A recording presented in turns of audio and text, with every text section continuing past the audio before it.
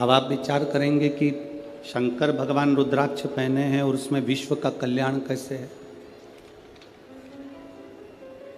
शिवजी रुद्राक्ष धारण करे हैं, उसमें विश्व का कल्याण कैसे निश्चित हो सकता है।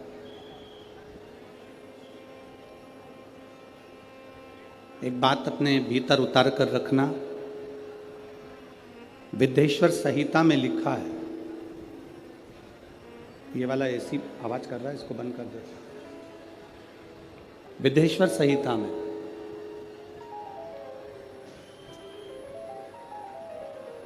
शिव महापुराण की विद्येश्वर संहिता कहती है, शिव महापुराण की कथा सुनकर, श्रवण कर कर यदि कोई दूर से भी निकल कर जा रहा है, बहुत ध्यान देना कथा पर, कि शिवजी के गले में पड़ा हुआ रुद्राक्ष विश्व का कल्याण कैसे करता।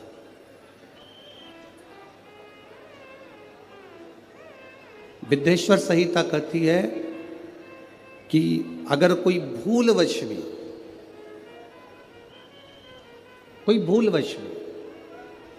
अगर शंकर भगवान की कथा को श्रवण कर कर निकल कर जा रहा है और उसके शरीर से छूकर हवा, वायु जो चलती है, उसके शरीर से छूकर जो वायु निकलती है, जो हवा चलती है, चलती हुई हवा यदि उसके शरीर से भी छूकर निकल गई और जितनी जितनी दूर जहाँ जहाँ तक वो हवा जाती है, वो पवन जाती है, वो वायु जाती है, और उस हवा के क्रम में जितने जितने जीव आ जाते हैं, चाहे मनुष्य हो, जलचर हो, थलचर हो, वायुचर हो, जो जीव आ गया, शिवपुराण कहती है उनका दूसरी बार जन्म नहीं होता, वो संसार सागर से मुक्त हो जाता है।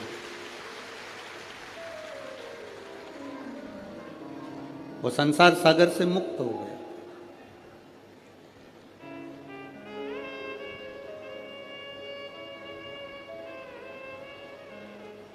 शिव जी के गले में रुद्राक्ष की माला है, शंकर जी के गले में रुद्राक्ष पड़ा हुआ है, मस्तक पर चंद्र है, गले में सर्प है,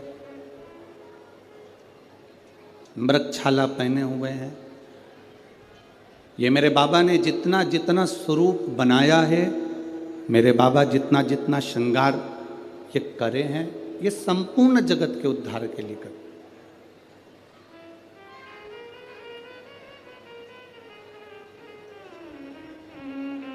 पार्वती जी ने स्वयं भगवान शंकर से अमर गुफा के अंतर्गत अमर कथा को श्रवण करते हुए माता पार्वती जी ने शिव जी से प्रश्न किया।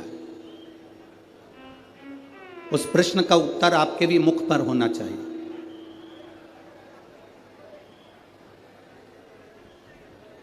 उस प्रश्न का उत्तर आपकी भी जिंदगी में होना चाहिए। हम तो कहते हैं अगर आमदार माननीय मोहन गोपाल राव जी मते जी ने, सो सविता मोहन जी मते जी ने, अगर ये आमदार जी की पूरी मित्र मंडली ने अगर ये कथा करवाई है, तो उस कथा का सार तत्व ही यही है जो इस कथा के रस को जान गया।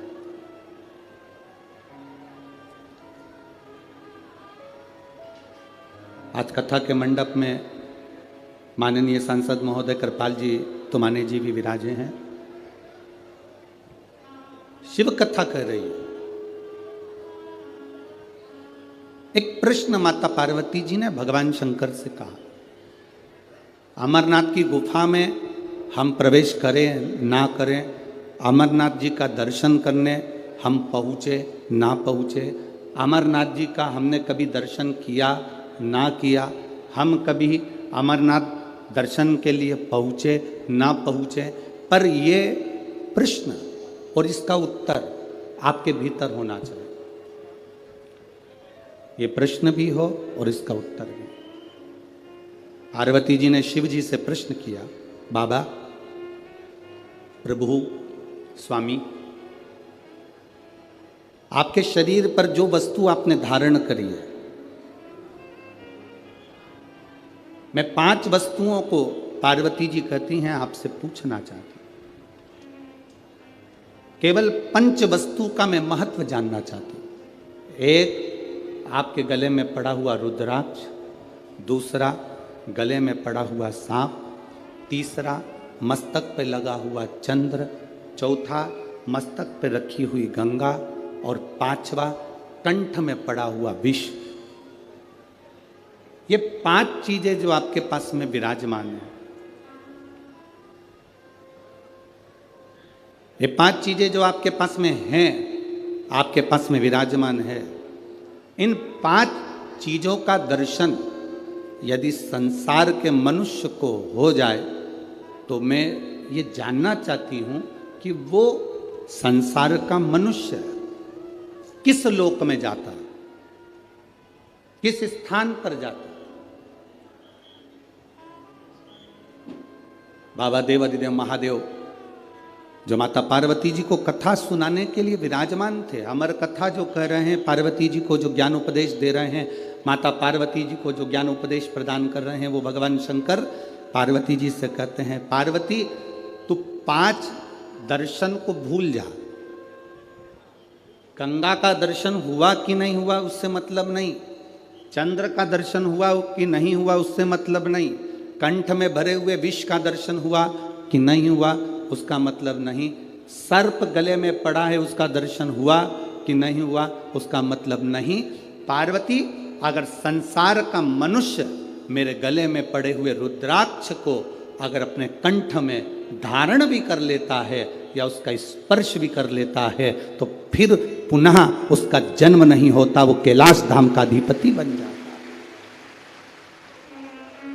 एक रुद्राक्ष का मन का,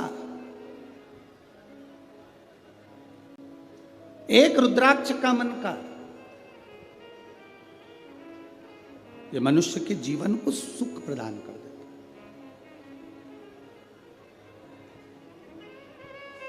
बाजार में बहुत सारी गाय रोड पर मिलती है, बोलो री नागपुर की जीजियों, सही है? और जितने जीजा उन बैठे हैं वो भी बोल दो, सही है? बहुत सारी रोड पर गाय मिलती है, बगीचे में गाय मिलती है, जंगल में गाय मिलती है। किसी किसी गाय के गले में रस्सी बंधी होती है। रस्सी बंधी है मतलब ये गाय किसी ना किसी की है। बोलो री नागपुर वाली जीजियों, सही है? और जिस गाय के गले में रस्सी नहीं है, जिस गाय के गले में रस्सी नहीं बंधी हुई है, तो वो कह देते हैं ये किसी की गाय नहीं है, लावारिस है, फिर रही है, जंगल में घूम रही है, ये लावारिस है। जिसके गले में रस्सी बंधी है मतलब उसका कोई ना कोई वारिस है। जिसके गले में पट्टा बंधा हुआ है मतलब उसका कोई ना कोई वारिस, बोलो बोलो जम के बोलो जरा, है। और जिसके गले में रस्सी नहीं है, जिसके गले में पट्टा नहीं है, जिसके गले में रस्सी नहीं बंधी है, वो वारिस नहीं है, तो वो क्या कहलाती है? लावारिस। वो वारिस नहीं है, वो लावारिस है। शिव महापुराण की कथा कहती है, जिसके गले में रुद्राक्ष है, जिसके गले में तुलसी का मन का है, जिसके गले में तुलसी की माला या रुद्राक्ष की माला है, समझ लेना उसका वारिस भोलेनाथ और नारायण विराजमान है। उसका वारिस है।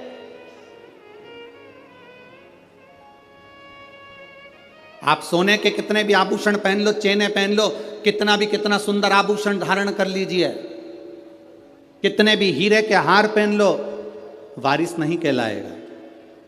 पर एक गले में अगर रुद्राक्ष का मन का, कोई ने एक पत्र लिखा था कल की कथा में, क्या रुद्राक्ष स्त्री धारण कर सकती है? क्यों नहीं? कोई ऐसी पुराण लाकर बता दो जिस पुराण में लिखा है कि नारी रुद्राक्ष नहीं पहन सकती।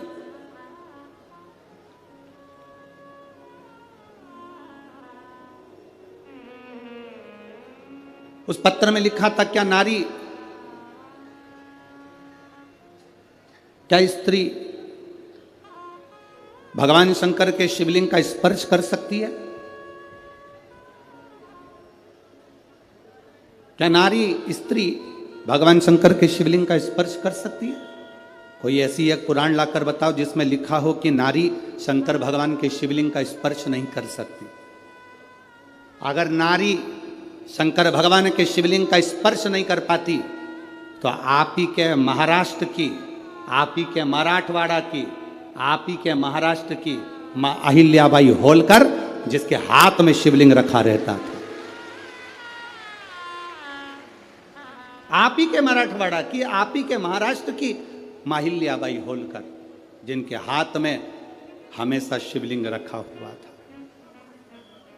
दुख की घड़ी आती थी, कष्ट की घड़ी आती थी, माता अहिल्याबाई होलकर अकेली जब पड़ गई, घर में से सब जब चले गए, अकेली मां अहिल्याबाई होलकर जब अकेली पड़ी, अकेली, और चारों तरफ से उपद्रवियों ने अपना अपना आक्रमण कर दिया। सेना बना के तैयार कर कर सारे उपद्रवी तैयार हो गए। इधर से कोई सेना तैयार कर रहा है, उधर से कोई सेना तैयार कर रहा है।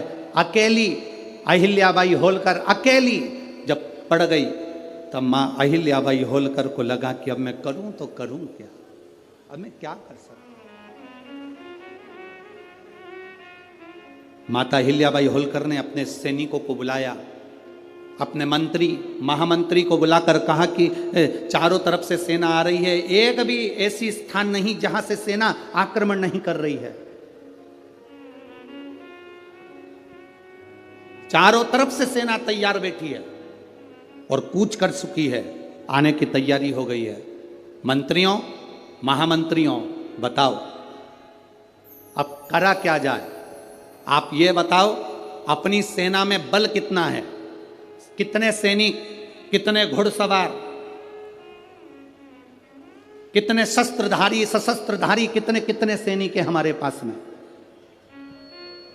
मंत्री और महामंत्री ने हाथ जोड़कर मां अहिल्याबाई होलकर जी से कहा,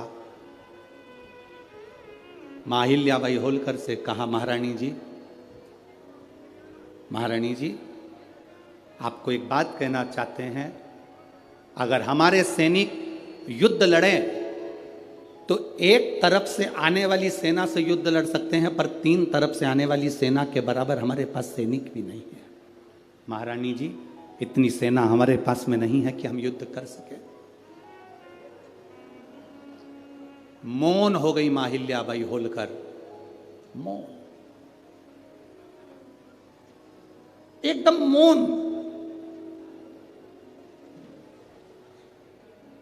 मां अहिल्याबाई होलकर एकदम मौन हो गई। अकेली रथ में बैठकर मां अहिल्याबाई होलकर मां रेवा के तट पर, नर्मदा जी के तट पर, महेश्वर की पावन धरा पर पहुंच गई। मां रेवा के घाट पर मां अहिल्याबाई होलकर ने बैठकर मां रेवा के हाथ जोड़े, नर्मदा जी के हाथ जोड़कर कहा, मां नर्मदा, रेवा, तू शंकर की पुत्री है, मैं आज तुझसे बल मांगने के लिए आई हूं, आज तू मुझे बल दे दे। रेवा, मां नर्मदा, तू मुझे बल दे। वहीं से मां अहिल्याबाई होलकर चली, अंदर पहुंची अपने पूजा स्थल पर। वहां पर एक शिवलिंग था जिसको मां अहिल्याबाई होलकर ने अपने हाथों में ले लिया और लेकर युद्ध के मैदान में बाहर पहुंच गई और सेना से कह दिया, महामंत्री, मंत्री, अपनी सेना के 4 टुकड़े कर दे, 4 टुकड़े 4 किलो पर भेज दिए जाएं, चारों ओर लगा दिए जाएं। मंत्री महामंत्री हाथ जोड़कर बोले, महारानी जी, इतनी बड़ी सेना नहीं है, अगर हम गिनकर भी लगाएंगे तो थोड़े थोड़े चारों तरफ हो पाएंगे, ये तो 1 मिनट में उधर की सेना वाले हमारे सैनिकों को मार देंगे। मां अहिल्याबाई होलकर ने कहा, चिंता मत करो, अब सैनिक जितने हैं उनको बांट दिया जाए और वो सैनिक युद्ध नहीं लड़ेंगे, अब युद्ध लड़ने के लिए मेरा काल अधिपति महाकाल पहुंचकर युद्ध लड़ेगा। अब युद्ध लड़ने वाला कोई दूसरा नहीं होगा, अब युद्ध अगर लड़ेंगे तो मेरे देव अधिदेव महादेव लड़ेंगे। सेना को बांटा गया। एक पत्र आया है, देखिए,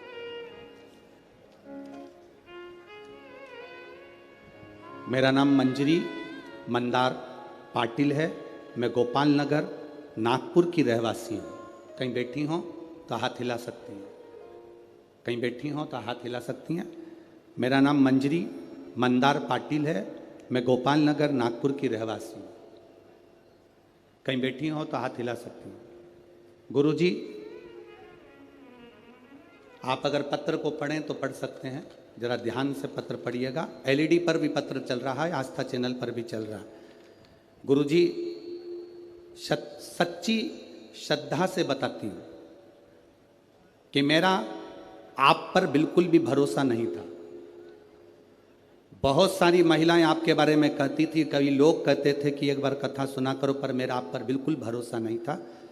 ऐसी टीवी पर ना जाने कितने महाराज आते हैं, कथा कहते हैं, अपना अपना यश गुण गाते हैं, पर मेरा भरोसा, मेरा विश्वास आप पर बिल्कुल नहीं था। मैंने कई महिलाओं से कहा, तुम्हारे गुरुजी कहते हैं एक लोटा जल सारी समस्या का। अगर एक लोटा जल दुनिया के लोग चढ़ाते रहते तो ना जाने कितने लोग करोड़पति बन जाते। मैं नहीं मानती ऐसे गुरुजी को। मैंने आपकी कथा भी नहीं सुनी थी, आपको मानती भी नहीं थी, पर गुरुजी मैं खुद बहुत दुखी थी, बहुत तकलीफ में थी। धन दौलत संपदा क्या होती है मालूम नहीं था, पर गुरुदेव, सब लोगों से मैंने एक ही बात कही कि अगर जल चढ़ाने से कोई करोड़पति बनता तो ढेर सारे बन जाते। तब मेरे पास वाली आंटी ने मुझसे कहा कि तू एक बार जल चढ़ा कर तो देख, तेरा भी दुख मिटेगा। मैं मानती नहीं हूं, फिर भी 4 साल से मैं अपने बच्चों को अकेली साथ में रहती हूँ। उन बच्चों के साथ में छोटा सा कारोबार है, मेहंदी तेल, बस यही फेस पैक वगैरह की बेचती हूँ, बनाती हूँ। इतना चलता नहीं है, गरीब बड़ी हूँ, तो विश्वास कैसे करूँ? अगर जल चढ़ाने से कोई करोड़पति बनता तो बात थी। मेरी पड़ोसन ने कहा, तू मुंह से कहती है, एक बार जल चढ़ाना प्रारंभ तो कर। मैं काम करूं कि जल चढ़ाऊं? फिर भी मेरी पड़ोसन के कहने से मैंने पशुपतिनाथ का व्रत किया। हमेशा विरोध करती थी आपका, आपके व्रत का विरोध करती थी, एक लोटे जल का विरोध करती थी, पर पहली बार मैंने मंदिर के अंदर पांव रखा और जल चढ़ाया और पहला सोमवार का पशुपति व्रत करा। मैं बाबा का क्या वर्णन करूं गुरुदेव, बाबा ने मेरी जिंदगी पलट दी और मुझे वास्तव में कि वो करोड़पति बनाने वाला भी वही है और सुख देने वाला भी वही है। मैं क्या वर्णन करूं?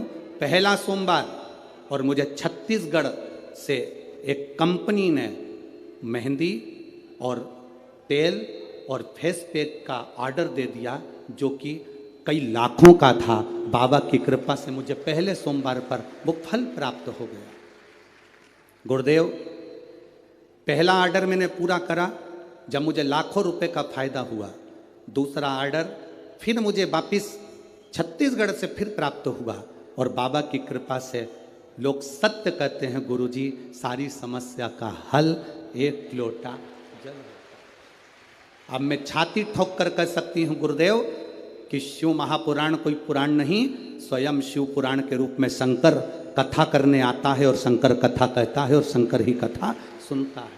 ये शिव तत्व है, ये औघड़ी है, ये शंभु है। अगर कहीं बैठी हो, मंजरी मंदार पाटिल, गोपाल नगर नागपुर रहवासी, कहीं बैठी हैं? आप ही हैं? एक बार हाथ हिला दो। श्री शिवाय नमस्तुभ्यम, बधाई आपको, साधुवाद। ये शिव तत्व है, औघड़ी।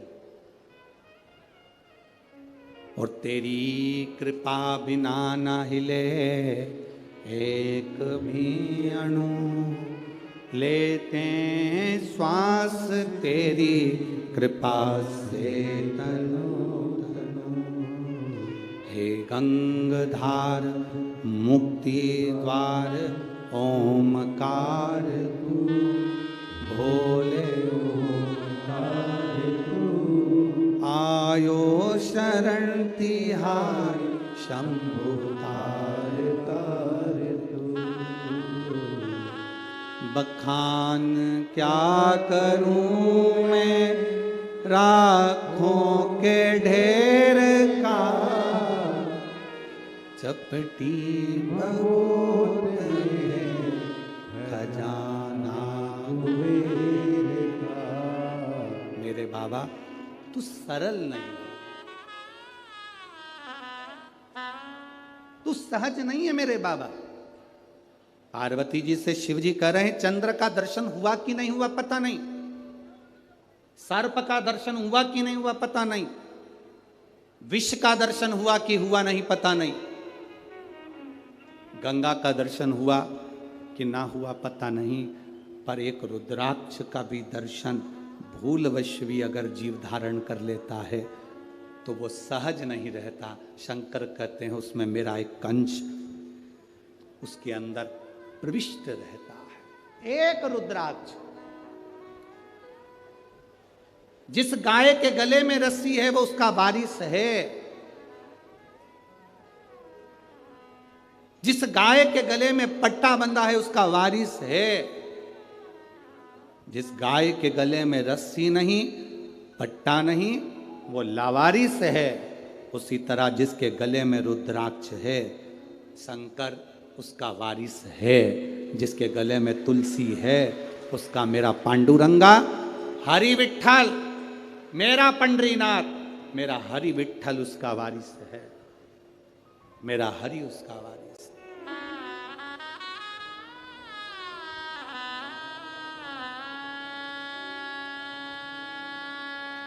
उसका वारिस कहलाएगा। आप कभी अपने मुख से ये मत कहना कि मेरा कोई नहीं। जिसके गले में रुद्राक्ष होता है, जिसके गले में तुलसी की माला होती है, वो कभी अपने मुख से यह ना कहे कि मैं अकेला हूं, मेरा कोई नहीं है। जिसके गले में रुद्राक्ष होता है उसके साथ शंकर और 33 कोटि देवता होते हैं। जिसके गले में तुलसी का मन का तुलसी की माला होती है उसके साथ पांडुरंगा हरि विठ्ठल मेरा नारायण और सारे देवता होते हैं। सब हैं आपके साथ।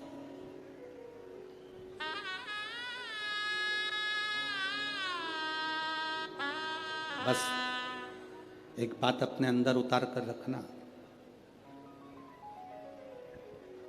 चाहे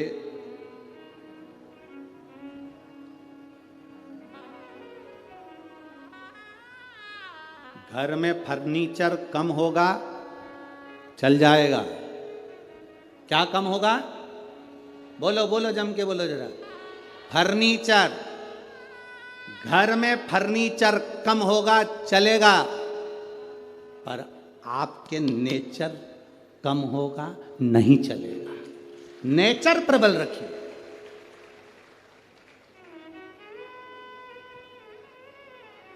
फर्नीचर से घर की शोभा नहीं होती, आपके नेचर से आपके घर की शोभा है।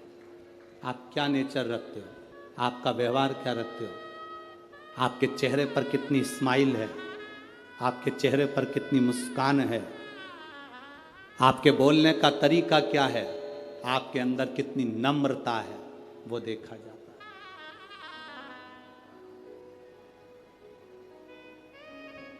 आपके घर में फर्नीचर कम होगा चलेगा, पर आपका नेचर में कमी नहीं आना चाहिए।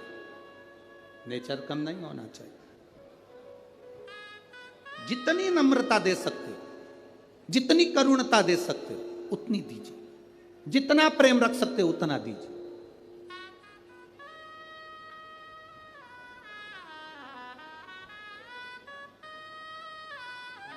महाराष्ट्र में होता होगा, हमारे इधर तो नहीं होता।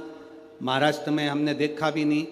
यहाँ पर जमीन कड़ली हो जाती है, बहुत कठोर हो जाती है, उसमें बीज डालोगे तो उग जाएगा क्या? अरे बोलो तो जम के नहीं। फिर तो तुम भी हमारे उधर के हो गए। हमारे यहाँ की जमीन को नरम करा जाता है, हल चलाया जाता है, बखर चलाया जाता है, जमीन को नरम करा जाता है। जमीन जितनी नर्म होती है उसमें बीज कैसा भी डाल दिया जाए उग जाता है, पौधा लग जाता है। अगर जमीन नर्म नहीं होगी, जमीन एकदम कड़ली कठोर कड़क होगी, उसमें बीज डालना उगेगा ही नहीं। कितना भी पानी डालकर देख लेना उगेगा ही नहीं। जमीन का नरम होना, बीज को पैदा करता है। आपका नरम होना अपने भीतर भक्ति को पैदा करता है, भक्ति के बल को पैदा करता है।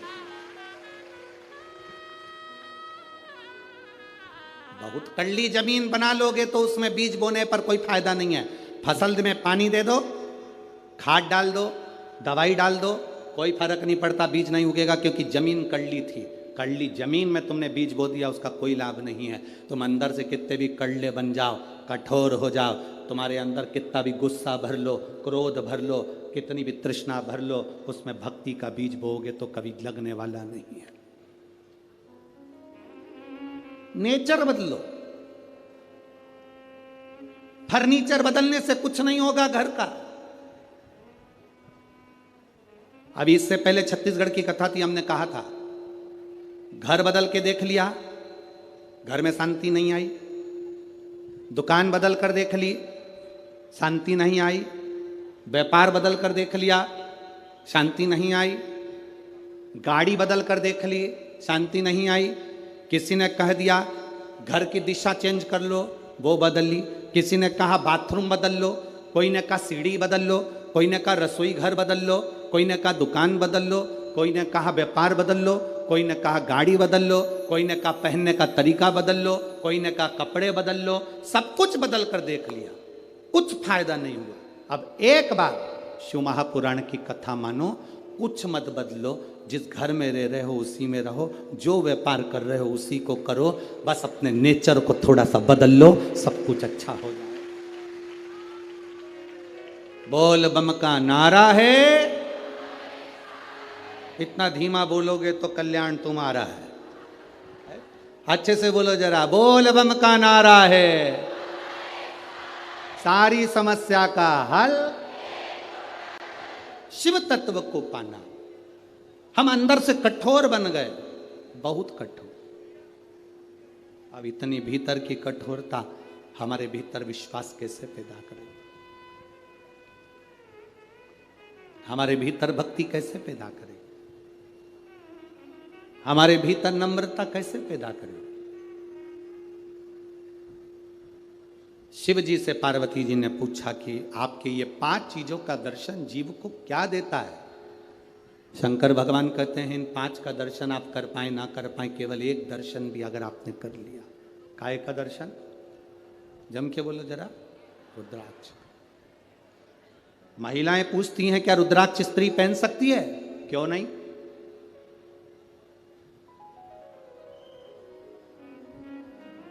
क्यों नहीं?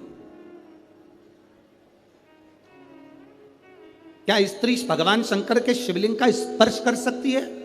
क्यों नहीं?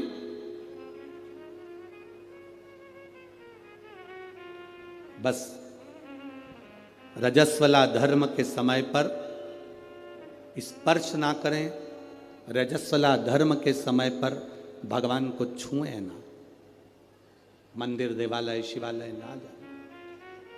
रजस्वला धर्म के समय पर भगवान के मंत्र का जाप करना नहीं छोड़ना, भगवान का नाम लेना नहीं छोड़ना।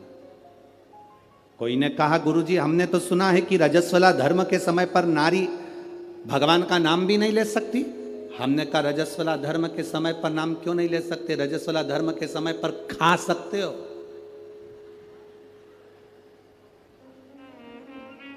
मोबाइल चला सकते हो, सेल्फी ले सकते हो, तो फिर भगवान का नाम क्यों नहीं ले सकते? कौन सी पुराण में लिखा है कि रजस्वला धर्म के समय पर भगवान का भजन नहीं करना चाहिए या नाम नहीं लेना चाहिए? रजस्वला धर्म के समय पर मालूम पड़े अगर कोई व्यक्ति मर रहा हो और प्राण छूट रहे हो, तो क्या वो भगवान का नाम नहीं लेगा? उसके मुख से भजन नहीं निकलेगा? अरे अंत समय प्रभु आना पड़ेगा, वचन दिया तो निभाना पड़ेगा। आए ना आए प्रभु कुटुंब कबीरा, अंत समय प्रभु आना पड़ेगा, वचन दिया तो निभाना अंत समय शिव कथा कर रही है। अंत समय में कौन सी घड़ी हमारी आखिरी है, कौन सा पल हमारा आखिरी है, कौन सा समय हमारा आखिरी है, किसको मालूम है साहब? किसको पता है? किसको मालूम?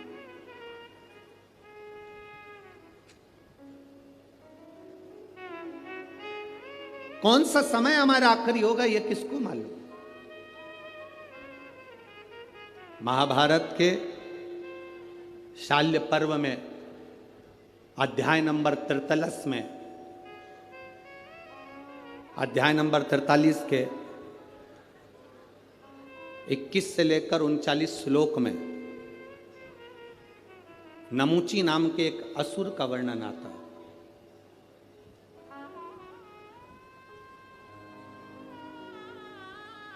वो नमूची, जिसका नाम था नमूची, एक ऐसा दैत्य नमूची जिसके भाई थे शुंभ और निशुंभ, जिसका भाई था मय दानव, जिसका भाई था रंभ और करम। शुंभ निशुंभ का भाई नमूची,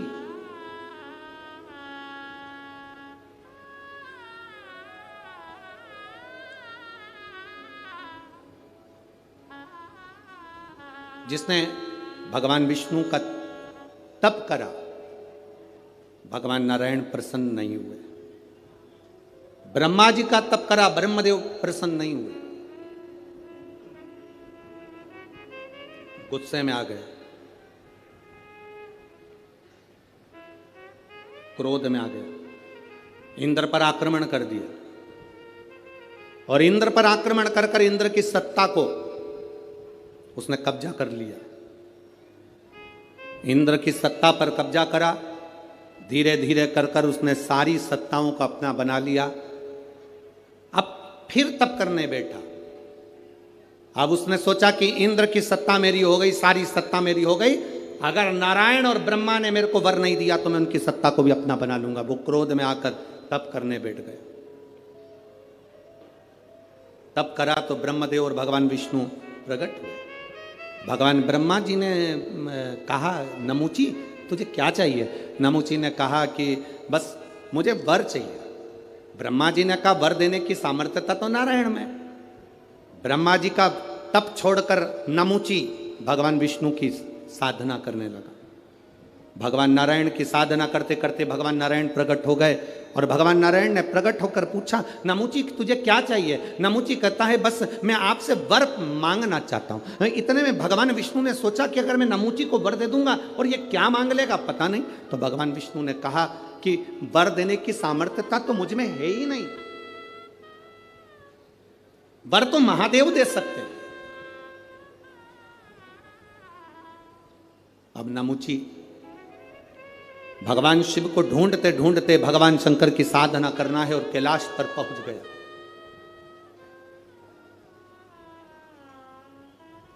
शुंभ निशुंभ का भाई, वो शुंभ निशुंभ जिसको मां दुर्गा ने मारा, वो शुंभ निशुंभ जिसका संहार मां देवी ने करा।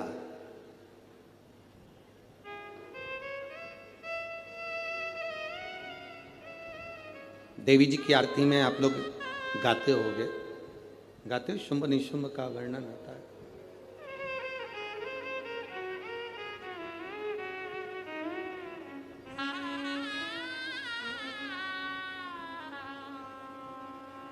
महाराज नमूची ने शंकर भगवान से वर प्राप्त करने के लिए नमूची चला। कैलाश पर पहुंचा तो देवादिदेव महादेव नहीं थे, माता पार्वती जी नहीं थी, ना शंकर थे ना पार्वती थी, दोनों गए हुए थे भ्रमण के ऊपर। प्रदोष का दिन, प्रदोष काल का समय, भगवान शंकर प्रदोष के दिन, प्रदोष काल में अपने भक्तों के घर पर नंदी के कान में जो बोल कर जाता है, शिवजी नंदी पर बैठकर उस भक्त के दरवाजे पर उसका कल्याण करने के लिए प्रदोष के दिन प्रदोष काल में पहुंचते हैं। हर हर प्रदोष के दिन, प्रदोष काल में देवाधिदेव महादेव उस शंकर के भक्त के घर जाते हैं, जो भगवान नंदीश्वर के कान में कहकर जाता, नंदी के कान में जिसने कहा।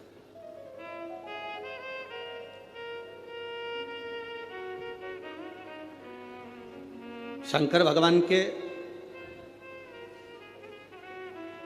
इस शिवलिंग का स्मरण आप करेंगे। बीच में जो एक मोटी सी लाइन होती है, इसको अशोक सुंदरी कहते हैं। सब लोग दर्शन करें, जम के बोलो जरा, करें। अशोक सुंदरी की जगह जहां पूरी हो जाती है, उसके बीच में शिवलिंग और उसके बीच में थोड़ी सी जगह खाली आती है। करें दर्शन, समझना जरा बहुत अच्छे से। जैसे ये अशोक सुंदरी की जगह है, हम निवेदन करेंगे आस्था चैनल वालों से भी और एलईडी वाले भी, जिन जिनको एलईडी पर आप दर्शन करा रहे हैं वो पूरी तरह से कराएं। गणेश जी का स्थान, षडानंद कार्तिकेय का स्थान, अशोक सुंदरी का स्थान बीच में। अशोक सुंदरी का जो स्थान पूरा हो जाता है, वहां से लेकर शिवलिंग के बीच में खाली जगह आती है। करें दर्शन आप लोगों ने, खाली जगह आती है।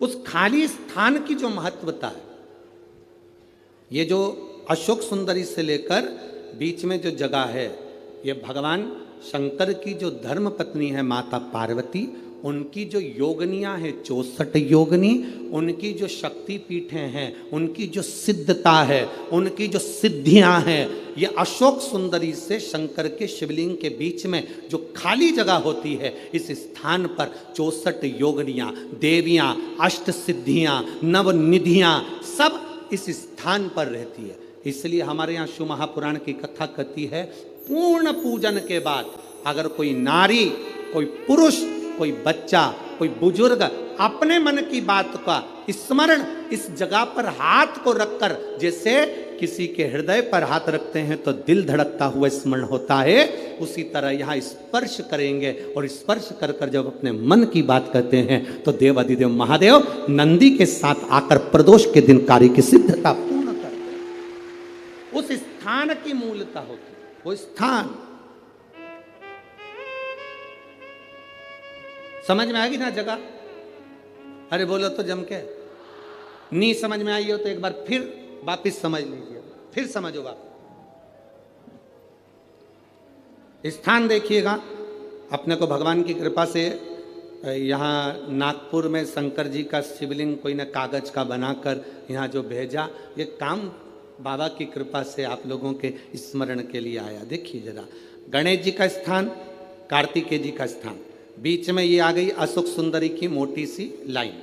अशोक सुंदरी की लाइन जहाँ खत्म होती है, वहाँ से जो शिवलिंग रखा है, इसके बीच की जो जगह है, ये जो बीच में अशोक सुंदरी के स्थान से लेकर शिवलिंग के स्थान के बीच में जो खाली जगह है, ये 64 योगनियाँ, अष्ट सिद्धियाँ, नवनिधियाँ, सब कुछ मेरे देवाधिदेव महादेव ने माता पार्वती को अपने चित्तवृत्ति के साथ यहाँ अनुमति प्रदान कर रखी है। वहां का स्पर्श, वहां का मात्र स्पर्श और हमारे दिल की बात, शंभो शरणे मांगू घड़ी रे दुख काटो दया करी ने दर्शन।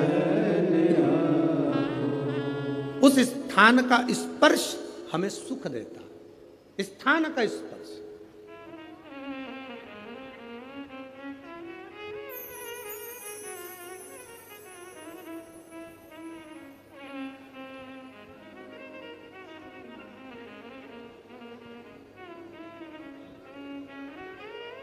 एक माँ ने एक पत्र लिखा है,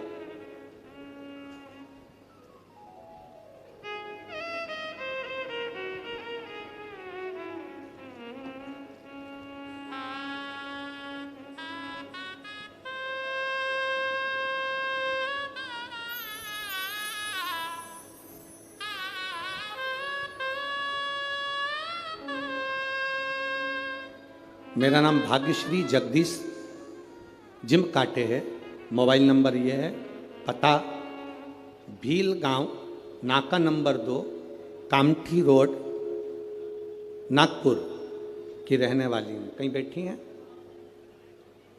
कहीं बैठी हो तो हाथ हिला सकती हैं। गुरुदेव, शिव जी के जल चढ़ाने का और रुद्राक्ष का क्या वर्णन करूं? मेरे पापा नशा करते थे गुरुजी। पिताजी को जब से मैंने होश संभाला तब से उनको नशे में देखा। आप कहते हो रुद्राक्ष में क्या है गुरुदेव, एक लोटे जल में क्या है? मैं कहती हूं गुरुदेव, मैंने अपनी जिंदगी में जब से होश संभाला मेरे पिताजी को, मेरे पापा को दारू के नशे में देखा। उनको होश सुबह लें शाम को लें। गुरुदेव, बाबा से मैंने प्रार्थना करी, एक लोटा जल समर्पित करा, एक बेलपत्र लेकर आती, पिताजी को देती तो पिताजी लेते नहीं उस बेलपत्र को। पिताजी जब बेलपत्र नहीं खाते तो उनको लगता कि मेरी बेटी हो सकता मुझ पर कुछ करवा रही है। बेलपत्र नहीं खाते तो मैं जल चढ़ाकर जल लाती, वो भी देती तो नहीं लेते। तब उस जल को मैं पानी के हंडे में डाल देती, पानी के हंडे में जल को डालती और मेरे पिता ने पीना चालू करा उस पानी को।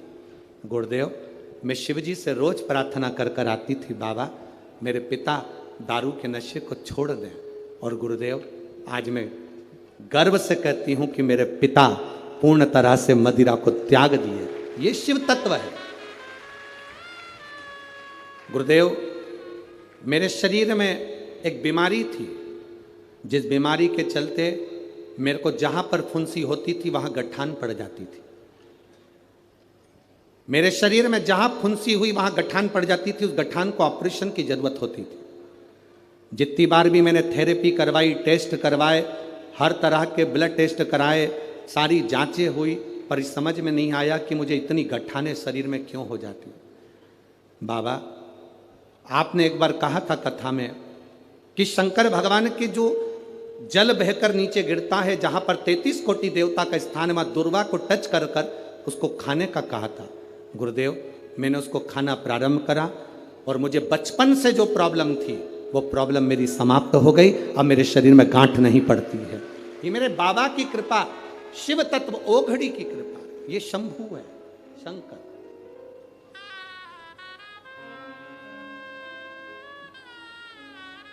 और शंभु शरणे मांगू घड़ी रे घड़ी, दुख काटो दया करी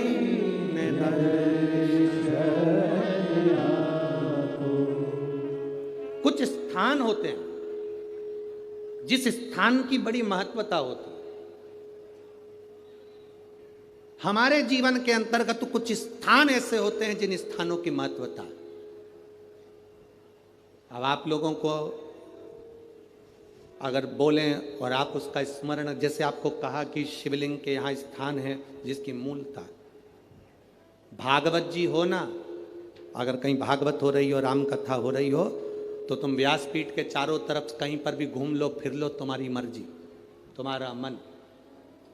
पर शिव महापुराण की कथा जब चलती है, व्यास जी महाराज अगर शिव महापुराण के इस व्यास पीठ पर, कोई भी व्यास जी अगर शिव पुराण की पीठ पर बैठ गए, कथा चालू हो चाहे ना हो, अगर व्यास पीठ पर, शिव पुराण की पीठ पर बैठ गए, तो जहां भक्त बैठते हैं उसके सामने, इस व्यास पीठ के ठीक सामने नंदी का स्थान हो जाता। नंदी के स्थान को चाहे जजमान हो, चाहे कोई मंत्री हो, चाहे कोई मिनिस्टर हो, चाहे कोई कलंतरी हो, उसको भी यहाँ से वहाँ सामने से हम निकलने नहीं देते। क्यों? क्योंकि वो निकल तो जाता है पर बाद में उसको कष्ट भोगना पड़ता है। इसलिए हम मना करते हैं, इधर से मत जाना, आगे मत जाना, इधर से जाओ, पीछे से जाओ, इधर से पहुंचो, सम्मुख मत जाइए। जितनी दूरी बनती है इस व्यास पीठ के सम्मुख।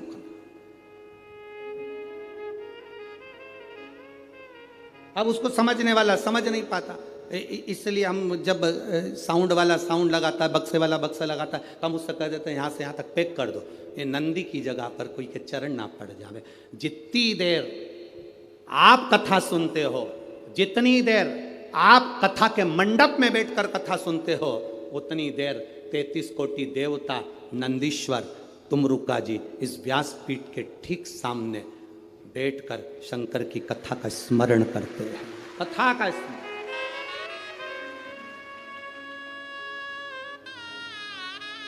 उतनी देर शिव भक्ति का स्मरण वो कर रहे होते हैं। एक चित्त वृत्ति में वो रहना, चित्त वृत्ति।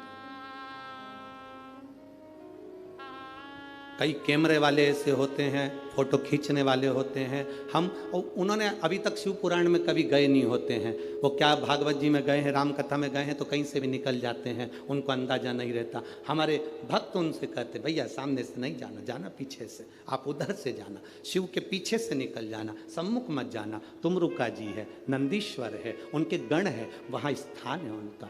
जितनी देर व्यासपीठ पर व्यास जी बैठा है उतनी देर तक वो स्थान मूल है। व्यास जी नीचे उतर गया, तुम पूरी व्यासपीठ पर कहीं पर भी घूमो, जब तक कोई पंडित शिव पुराण वाचने नहीं बैठा तब तक तुम पूरी व्यासपीठ पर कहीं पर भी घूमो, कोई मतलब नहीं। पर जिस समय पर व्यास बैठ गया उस समय पर तुमरुका जी को आवाहन कर कर, नंदीश्वर को आवाहन कर कर, झोली पसार कर, उसको प्रणाम कर कर, आमंत्रित करके, झाड़ू लगा के, बाबा आपका स्थान साफ कर दिया है, आओ आप बैठो तुमरुका जी, आओ नंदीश्वर आप बैठो, आपका स्थान हो गया। 3 बार झाड़ू लगाकर बाबा को स्थान देकर तब व्यास जी व्यासपीठ पर बैठता है शिव पुराण करने के। उस स्थान की मूलता होती है। क्यों व्यासपीठ से कहते हैं कि उठकर जाओ, तुम्हारे शरीर में कैसा भी रोग हो, कितना भी रोग हो, श्री शिवाय नमस्तुभ्यम जिस जगह पर बैठकर तुम कह रहे हो उस भूमि की रज को केवल स्पर्श कर कर जाना और 3 महीने में हमको बताना कि बाबा ने तुमको हाथ पकड़ा कि नहीं पकड़ा, साधा कि नहीं साधा। ये पत्रों का जो ढेर है, ये इतने पत्र एक एक दिन में आ रहे हैं, इन पत्रों को तो हम पढ़ भी नहीं पाते। आपके पास फुर्सत हो तो इन पत्रों को ले जाना, इसमें मोबाइल नंबर और एड्रेस सब है, और उनके घर जाकर पूछना कि बाबा ने तुमको 3 महीने में दिया कि नहीं दिया। ये उसकी कृपा है, उसकी उदारता। तुम कहीं पर भी बैठे हो, हम तुम्हें नजर आ रहे नहीं आ रहे, हम तुम्हें दिख रहे ना दिख रहे, तुम दुकान पर बैठे हो, रोड पर बैठे हो, गली में बैठे हो, मोहल्ले में बैठे हो, जहां तक तुम्हें आवाज जा रही है, चाहे माइक कहीं तक लगे हैं, चोंगे कहीं तक लगे हैं, जहां आवाज जा रही है वहां तक अगर आप कथा सुन रहे हो, मतलब तुम्हारे चित्त वृत्ति में शिव समाया है। वो कृपा करेगा, निश्चित है तेरी झोली भरेगा, वो निश्चित है।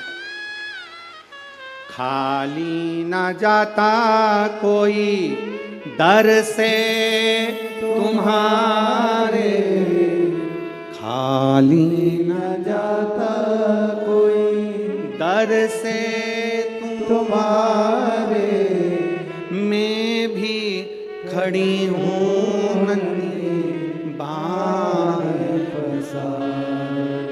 अपने हृदय से लगा लो, गिरा जा रहा हूँ, उठा लो, भोले अपने दर से अब तो न टालो, गिरी जा रही हूँ, उठा लो।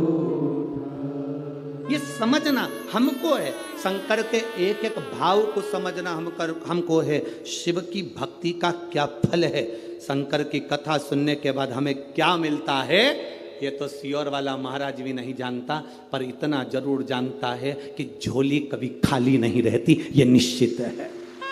क्या देगा वो पता नहीं हमको भी, पर वो देता जरूर है। उसके द्वार पर आया, खाली नहीं जा सकता।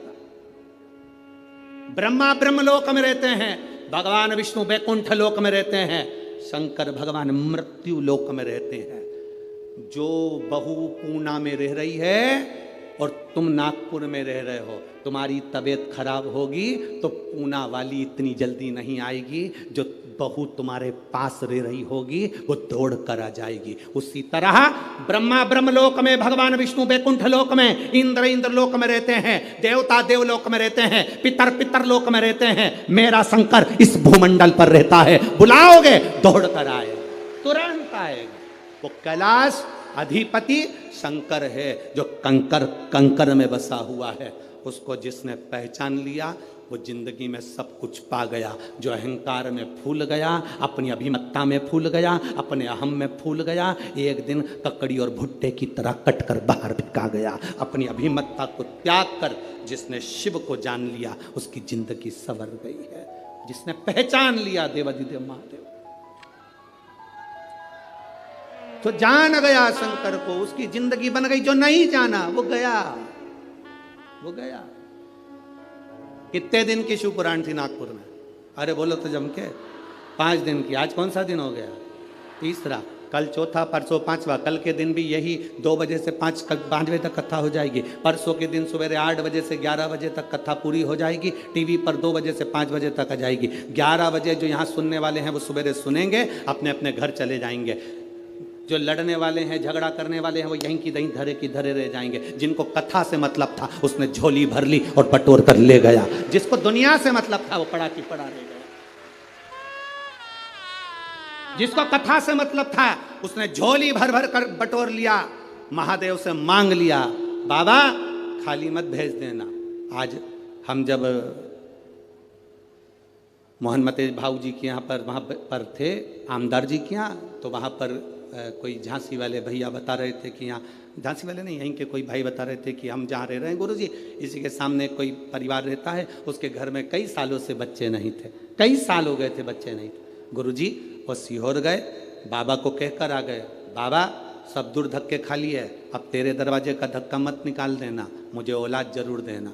और बाबा ने उसके घर में ये 11 तारीख जो गई, उस 11 तारीख को 2 बच्चे दे दिए बाबा की कृपा से, एक बेटा और एक बेटी। किसने बताया था? है? अच्छा पीछे हैं वो, उन्होंने बताया था। हम जहाँ भाऊ के यहाँ रुके हैं ना, विधायक जी के यहाँ, आमदार जी के यहाँ, वहाँ उनके यहाँ बता रहे थे ऐसा। तो ये शिव तत्व है, वो घड़ी है शंकर। क्या देगा आपको भी नहीं मालूम पड़ेगा। आप दिल से सुन लो उसको, दिल से। सेवा करने का मौका मिले दिल से सेवा कर लो, पानी पिलाने का मौका मिले दिल से पानी पिला लो। कमाने के लिए पूरी जिंदगी पड़ी है, कमाने के लिए पूरा साल पड़ा है। 5 दिन मिले थे, दोनों हाथों से जिसको जो खिला सकते थे, पानी पिला सकते थे, भोजन करा सकते थे, खिचड़ी खिला सकते थे, खिला लो। 5 दिन मिले हैं, इस दिल से जितना लुटा सकते हो लुटा लो। और एक डायरी में लिख के रख लो कि मैंने 50 रुपए का पानी पिलाया। उस 50 रुपए का 1.5 महीने इंतजार करना, वो कितना देता है ये उसके ऊपर निर्भर करेगा। लिख कर भी रखना, तारीख लिखना कि इतनी तारीख को मैंने इतना खिलाया था, 1 पाउच पानी का पिलाया था, 1 कप चाय पिलाई थी, या 1 दोने में मैंने प्रसाद किसी को खिलाया था, मैं घर से पूड़ी बना कर ले गई थी, किसी को भोजन करा दिया, शंकर का कोई भक्त कथा सुनने आया था, उसको मैंने पूड़ी, मैंने पूरन पोड़ी, मैंने आमटी, जो भी तुम बनाए हो वो मैंने बाबा को दी। उसका फल क्या होता है वो अपने अंदाजे में रखिएगा। क्या देता है शंकर, क्या? नमुची, नमुची शिव की। कैलाश पर पहुंच गया, चारों तरफ देख रहा है, शिव पार्वती नहीं है, क्योंकि प्रदोष के दिन, प्रदोष काल में मेरे देवाधिदेव महादेव नंदी के कहने पर चल दिए भक्तों के घर।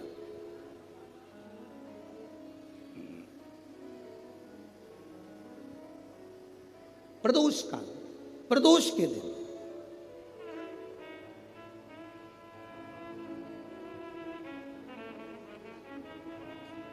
और गए।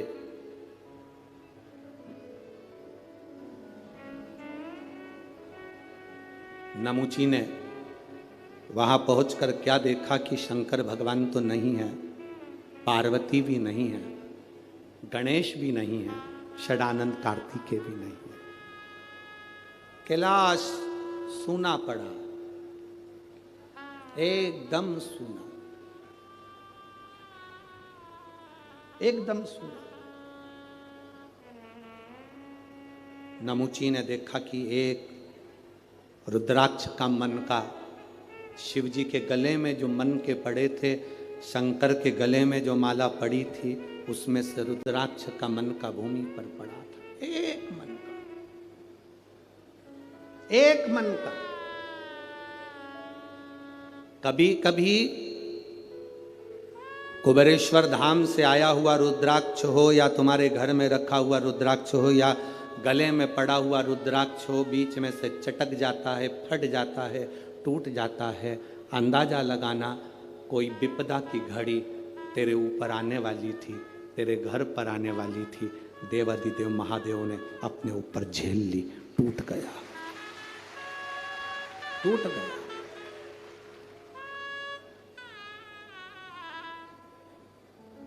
रुद्राक्ष और शंकर का शिवलिंग कभी खंडित नहीं होता। मालूम है आपको? आपको मालूम है कि नहीं? रुद्राक्ष और शंकर का शिवलिंग कभी खंडित नहीं होता। टूट गया तो भी जोड़कर उसको रखा जाता। शंकर का शिवलिंग बीच में से टूट गया तो भी विसर्जन नहीं होता। शंकर का शिवलिंग तो भी पूज्य है। 1000 टुकड़े भी हो जाए उस शिवलिंग के तो भी उसकी पूजन होगी। 25,000 टुकड़े भी शिवलिंग के हो जाएं तो भी उसकी पूजन होगी, क्योंकि शंकर के टुकड़े टुकड़े हो जाएं तो भी शंकर कभी समाप्त नहीं होता। वो एक एक कंकर में, कण कण में शंकर होता है। घर में रखा हुआ शिवलिंग का टुकड़ा भी हो जाए तो यह नहीं कहा जाता कि मेरा शिवलिंग खंडित हो गया। ना ना, शंकर भगवान ने कृपा कर कर अगर 2 टुकड़े हुए हैं तो शिव पार्वती दोनों आनंद के साथ बैठे हैं। अगर ज्यादा टुकड़े हो गए तो मेरे महादेव सहस्त्रेश्वर शिवलिंग बनकर, हजारों शिवलिंग बनकर बैठ गए। वो सहस्त्रेश्वर महादेव बन गया, सहस्त्रेश्वर महादेव के रूप में विराजित हो गया। दूसरी कोई मूर्ति हो, खंडित हो गई, टूट गई तो वो खंडित कहलाती है। दूसरे देवता की मूर्ति होगी, टूट गई, खंडित कहलाती है। पर शंकर भगवान का शिवलिंग अगर खंडित हो भी गया, टूट भी गया तो वो खंडित नहीं कहलाता, वो खंडित नहीं कहलाता। एक एक कण कण में शंकर है, जितने टुकड़े हो रहे हैं उसमें भी शिव है, वो खंडित नहीं। हिमाचल प्रदेश में बिजली महादेव, आप लोगों में से किसी ने दर्शन करें? मनाली में बिजली में करें आप लोग, और कोई ने भी करें? मनाली में बिजली महादेव, मनाली में बिजली महादेव के ऊपर बिजली गिरती है आकाश की, महादेव के टुकड़े हो जाते हैं। कभी नेट पर सर्च करना, छोटे छोटे टुकड़े महादेव के बिजली गिरने से पूरे महादेव के टुकड़े टुकड़े हो जाते हैं, बिजली महादेव। तब पूरे नगर में सूचना दी जाती है कि आज बिजली महादेव पर बिजली गिर गई, महादेव के टुकड़े हो गए, महादेव को वापिस जोड़ना है।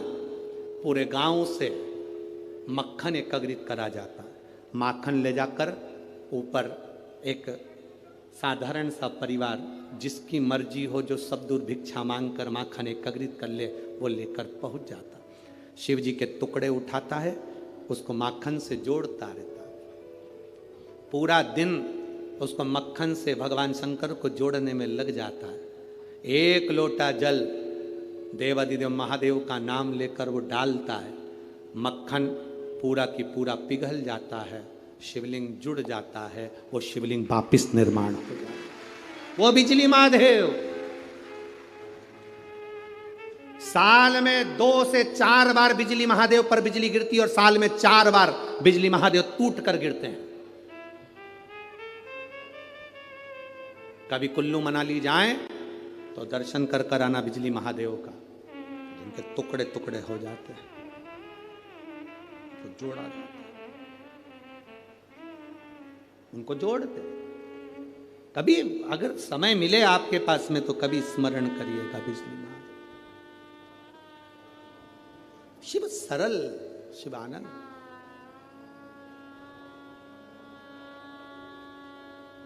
उसको पहचानने वाला, उसको जानने वाला सरल सहज नहीं है, सरल सहज, उसको पहचानिए। और जिस समय पर आप जान गए कि शंकर खंडित नहीं होता,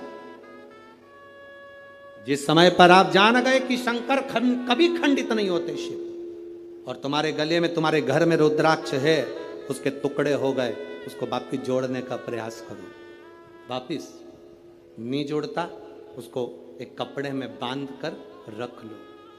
शिव शंकर का शिवलिंग और रुद्राक्ष कभी खंडित नहीं कहलाता, उसका फल उतना की उतना ही होता है, उसका फल उतना की उतना ही रहेगा, उसका बल उतना की उतना रहेगा, वो कभी खंडित नहीं, उसका बल उतना की उतना। इसलिए शंभु शरणे पड़ी मांगू घड़ी दुख काटो, दया करी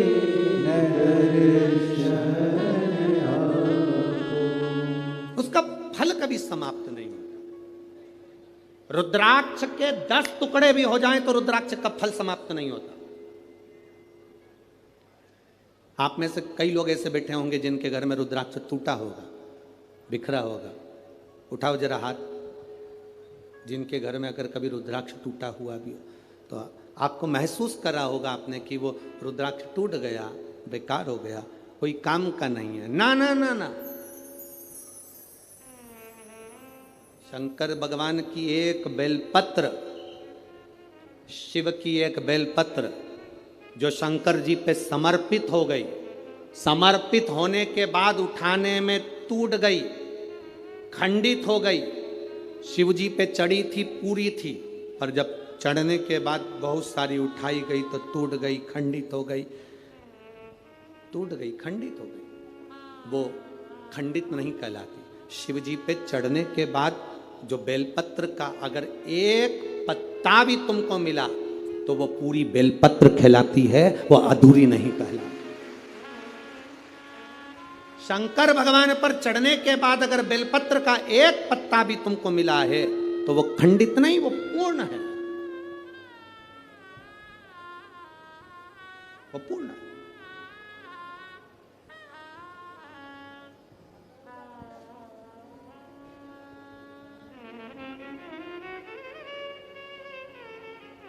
इसीलिए शिव कथा कर रहे हैं।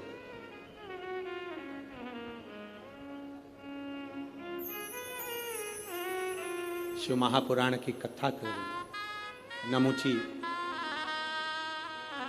को एक रुद्राक्ष का मन का नमुची को मिला है, एक रुद्राक्ष का मन का। दैत्य है, असुर है, राक्षस है। अब वो विचार करने लगा कि ये रुद्राक्ष किसका है, मुझे मिला है। फिक्र और जिक्र, थोड़ा ध्यान देना, दो चीजें। क्या क्या? मुंह से बोलो। फिक्र और जिक्र।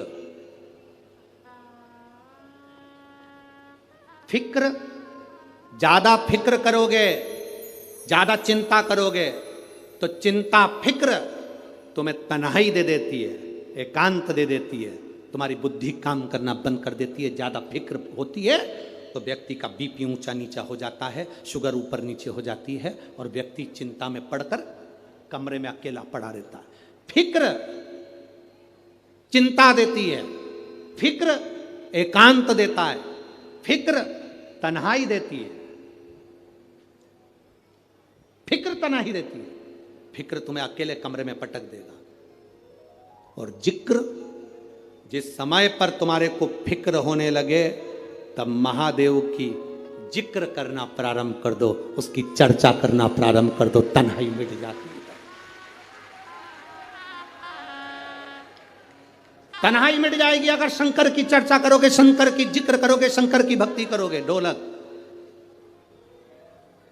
शिव की चर्चा कर रहे हो अगर,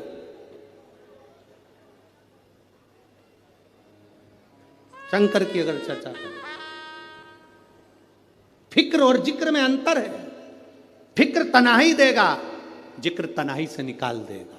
फिक्र बीमार कर देगा, जिक्र शंकर का तुम्हें महामृत्युंजय का रस तत्व देकर उभार देगा। जिक्र आज सबसे बड़ी अगर कुछ बहुत बड़ा अगर टेंशन है ना लोगों को, लोग आज के समय में, अब यहाँ पर बहुत सारे लोग बैठे हैं, हम बात कहेंगे तो लोगों को लगेगा गुरुजी ऐसा बोल देते हैं, पर आज प्रत्येक समाज के व्यक्ति को अपनी अपनी समाज की फिक्र है। जाति में आज के व्यक्ति को बांट दिया गया है। मैं ब्राह्मण, मुझे ब्राह्मण समाज की चिंता है। मैं वैश्य, मुझे वैश्य समाज की चिंता है। मैं क्षत्रिय, मुझे क्षत्रिय समाज की चिंता है। मैं शूद्र समाज की चिंता है। हर व्यक्ति ने आज के समय को जाति में लोगों ने बांट दिया। सबको अपनी अपनी समाज की, अपनी अपनी जाति की चिंता है, पर किसी को मेरे इस धर्म की, सनातन धर्म की चिंता नहीं है कि हम एक हैं। ये ब्राह्मण, ये क्षत्रिय, ये वैश्य, ये शूद्र, हम बांट रहे हैं। अगर तुम्हें फिक्र होना चाहिए तो अपने सनातन धर्म की, अपने धर्म की होना चाहिए। एक के लिए नहीं, हमें सबके लिए जीना है। सर्वे भवन्तु सुखिनः का यह पाठ हमने पढ़ा है। सनातन धर्म का पाठ हमने पढ़ा है। हम जातियों में बट रहे हैं। एक जरा सा, केवल जरा सी अपनी शान सत्ता बढ़ाने के लिए हम जात में लोगों को बांट रहे हैं। मेरे शंकर भगवान ने, सनातन धर्म ने, वेद पुराण ने कभी किसी को जात में नहीं बांटा, कभी नहीं बांटा किसी को। पर आज देखकर दुख होता है कि लोग बट रहे हैं। किसी ने कह दिया ये हमारी जाति का है, वो हमारी जाति का है, हमारी इतना वोट बैंकिंग है, हमारा इतना है, हमारा इतना। ना ना ना, हम सब एकत्रित हो। हरिचंदन है इस देश की माटी, तपोभूमि हर ग्राम है, हर बाला देवी की प्रतिमा, बच्चा बच्चा राम है। जिसके सैनिक समर भूमि पर गाया करते गीता है, उसी माटी के हल्के नीचे खेली करती सीता है। ये चंदन है भारत की भूमि, ये धरोहर है जहां हम जन्म लिए हैं। इसको पहचानो, इसको जानो।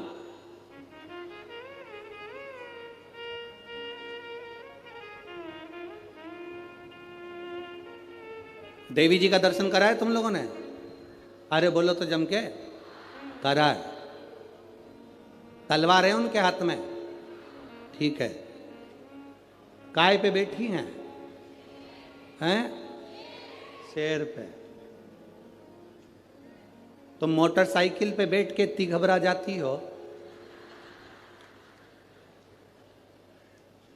कि कोई तुम्हें घूर के देख ले तो तुम्हारी आंख में आंसू आ जाता है।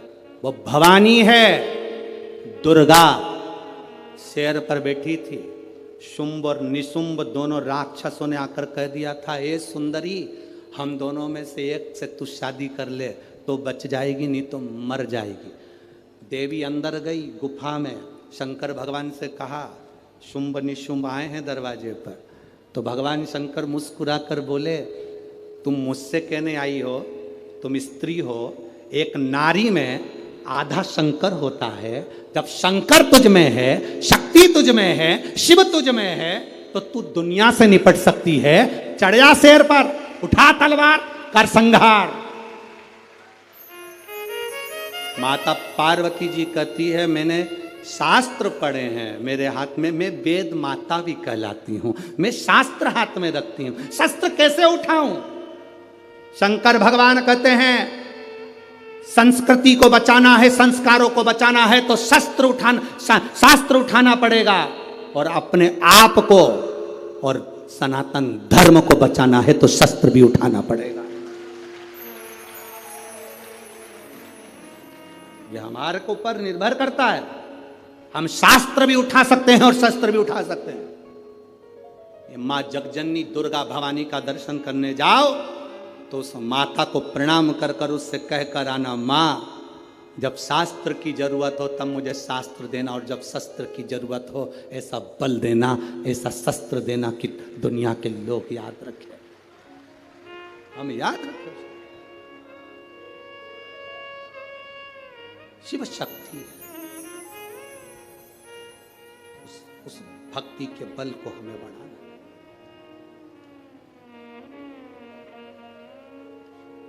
फिक्र से जिंदगी नहीं चलती, जिक्र से जिंदगी चलती। हम फिक्र कर कर कुछ नहीं प्राप्त कर सकते। कैसे होगा, क्या होगा, क्या होगा, क्या होगा, हम दिन रात फिक्र में डूबे रहते हैं। तो अंत समय ये होता है कि हमारा बीपी शुगर सब ऊंचा नीचा हो गया, पलंग पर पड़े रहे, कथा अपनी जगह चलती रही, भगवान का भजन होता रहा, तुम पलंग पर सोते रहे, कथा पूरी हो गई, 5 दिन निकल गए, सियोर वाला महाराज अपनी अगली कथा में पहुंच गया, तुम अपने नागपुर में संतरा खाते रहे। मजा क्या था?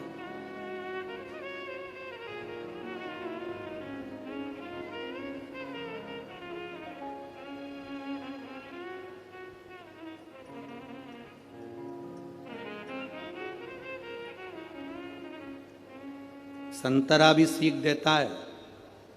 तुम लोगों ने सीखा कि नहीं सीखा संतरे से पता नहीं, पर संतरा भी सीख देता है। ऊपर का छिलका अच्छे अच्छे को रुला देता है। संतरा भी सीख देता है। अब तुम सीखे कि ना सीखे वो पता नहीं है। और नागपुर वालों, ओ मेरी जीजियों और मेरे जीजाओं, बड़े सावधानी से अपनी जिंदगी को जीने का प्रयास करिए। नमुची को एक रुद्राक्ष का मन का मिला है, नमुची को एक रुद्राक्ष का मन का, और वो विचार में पड़ गया कि ये रुद्राक्ष कहां से। अब उसको चिंता व्याप रही थी, अब उसने चिंता छोड़ दी। अब विचार कर रहा है ये जरूर महादेव का होगा, शंकर जी का होगा। एक बेलपत्री भी रोड पर पड़ी मिल जाए ना तो विचार कर लेना शंकर जी ने दी होगी, कोई भूल गया होगा, शिव जी का है, शंकर का। तुम उसकी चर्चा करो, तुम शंकर का जिक्र करो, तुम अपने गुरु का जिक्र करो, तुम शंकर का जिक्र करो, शंकर तुम्हारा जिक्र करेगा।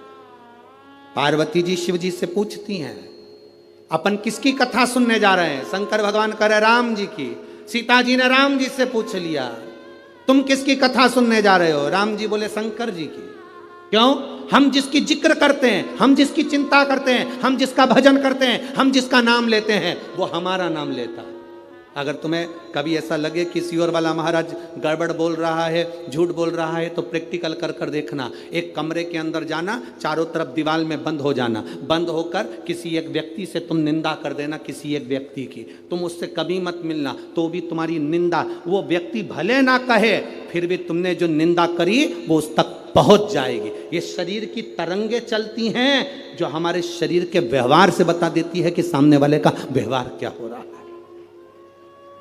सामने वाले का व्यवहार क्या है, ये बता देती है। कभी धर्म पत्नी से पूछना, वो कभी पति का मोबाइल नहीं टटोलती, कभी अपने पति के मोबाइल को हाथ नहीं लगाती, कभी भी अपने पति पर ज्यादा ध्यान नहीं देती, पर 5-10 दिन में अंदाजा लगा के बैठ जाती है।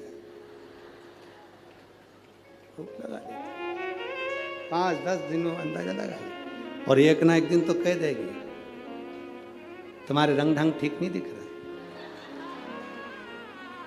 अब उसने तो कह दिया तुम्हारे रंग ढंग ठीक नहीं दिख। पति तुरंत चिल्ला कर बोला, फालतू की बात मत करा कर मेरे से। क्या कर रहा हूं मैं? जैसे ही चिल्ला कर बोला, पत्नी समझ गई, पत्नी समझ गई। पूरे शरीर पर नमक लगाओ, जलन नहीं होगी, पर कहीं कटा होगा तो जरूर होगी, बस समझ गई, समझ गई वो। पूरे शरीर पर नमक लगाओ, जलन नहीं होगी, पर वो कट लगा है ना, वहां जलन होगी। ये चिल्ला कर बोला, जगदम्बा समझ गई। अब तू समझ जा, तेरा क्या होगा रे कालिया, अब तेरे ऊपर निर्भर है। वो समझ गई। रोज 7 बजे ऑफिस से आता था, आज 5:30 पे आ गया, 5:30 पे।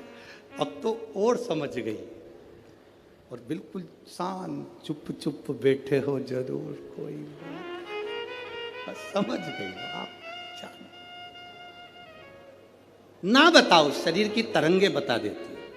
ना बताओ, शरीर की आपकी ऊर्जा बता देती है। आप कुछ मत बोलिए, आपके चेहरे का तेज बता देगा कि आपकी भक्ति कितनी है। कुछ मत बोलिए, आपका भजन का बल कितना है, आपके चेहरे का तेज बताएगा। आपका चेहरा बता देगा कि आप कितनी भक्ति करते हो, कितना भजन करते हो, कितनी दृढ़ता करते हो, कितना स्मरण करते हो। आपका चेहरा बताए। नमुची ने एक रुद्राक्ष को उठा लिया, शिव चर्चा में लग गया। शिव चर्चा में लगा, शंकर की चर्चा कर रहा था, इसलिए शिव जी वहीं पर प्रकट हो गए। जो शंकर की बात करता है, शंकर जी की चर्चा करता है, शंकर को याद करता है, शंकर का गुणगान करता है, शिव वहां प्रकट हो जाते हैं। आए महादेव, सम्मुख में आ गए। मेरे देवादिदेव महादेव वहां प्रकट हो गए। हे नमुची, मांग तुझे क्या चाहिए। नमुची सोच में पड़ गया। मैं तो ना तप करा, ना साधना करी, ना व्रत करा, ना उपास करा, शिव जी मिल गए। ना कोई व्रत है, ना कोई साधना, ना कोई तप, शंकर मिल गए।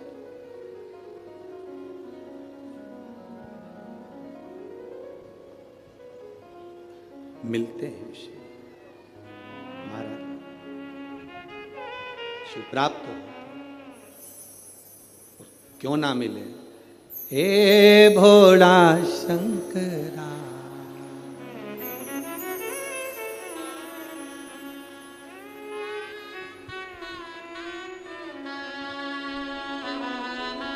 हे भोला शंकरा, आवड तुला बेलाची, आवड तुला बेलाची, बेलाच्या पानाची। हे भोळा शंकरा, शंकरा, हे भोळा शंकरा, शंकरा, हे भोळा शंकरा, आवड तुला बेलाची, आवड तुला बेलाची, बेलाच्या पानाची।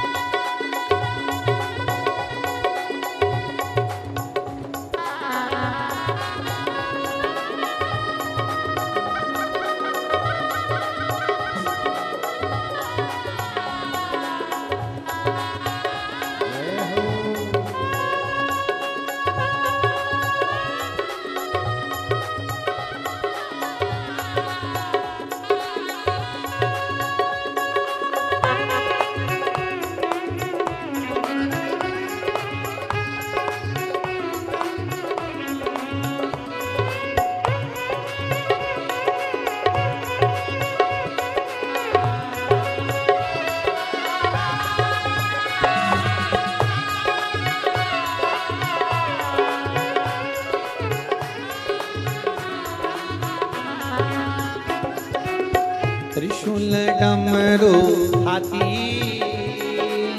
संग नाचे पार्वती। त्रिशूल डमरू हाथी, संग नाचे पार्वती। ओ त्रिशूल डमरू हाथी संग नाचे पार्वती। ओ त्रिशूल डमरू हाथी संग नाचे पार्वती। ओ आवड तुला वेलाची, आवड तुला वेलाची। ओ आवड तुला वेलाची, आवड तुला वेलाची। बेलाच्या पानाची हे भोळा शंकरा शंकरा, हे भोला शंकरा शंकरा हे भोला शंकरा। आवड तुला वेलाची, आवड तुला वेलाची। बेलाच्या पानाची हे भोला शंकरा शंकरा, हे भोला शंकरा।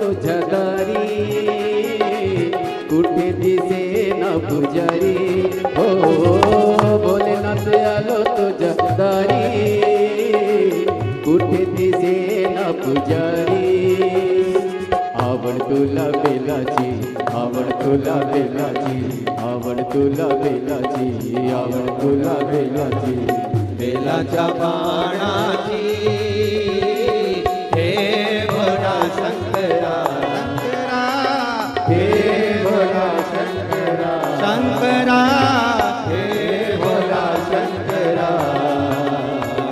आवड तुला बेलाची आवड तुला बेलाची बेलाच्या पानाची हे भोला शंकरा हे भोला शंकरा हे भोला शंकरा हे भोला शंकरा हे भोला शंकरा हे भोला शंकरा हे भोला शंकरा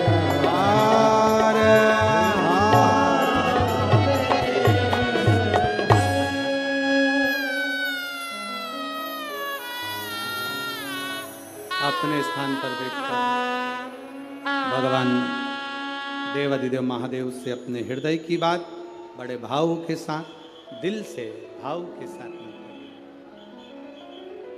हृदय से बाबा से विनती भाव के साथ में करिए। जहां जगह मिले वहां बैठकर कार्यकर्ता भी जो खड़े हैं वो बैठकर बाबा से विनय करेंगे, दिल से बाबा से प्रार्थना करेंगे। श्री शिवा नमस्तु श्री शिवा नमस्तु श्री शिवा नमस्तु श्री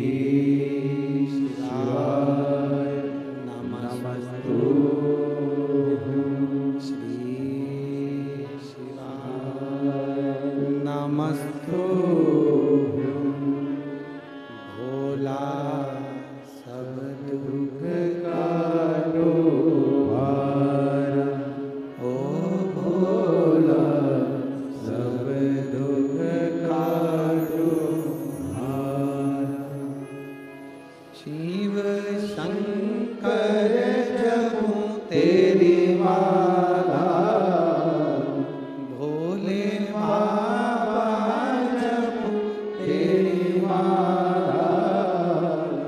भोला सब दुख काटो मारा ओ भोला सब दुख काटो मारा वेश है मंगल मंगलकारी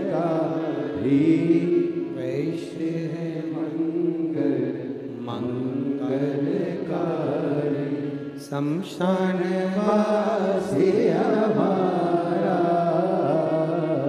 शमशान वासी हमारा ओ भोला सब दुख काटो हमारा ओ भोला सब दुख काटो हमारा। शिव कथा कहती है, भगवान शंकर का संवाद करता है।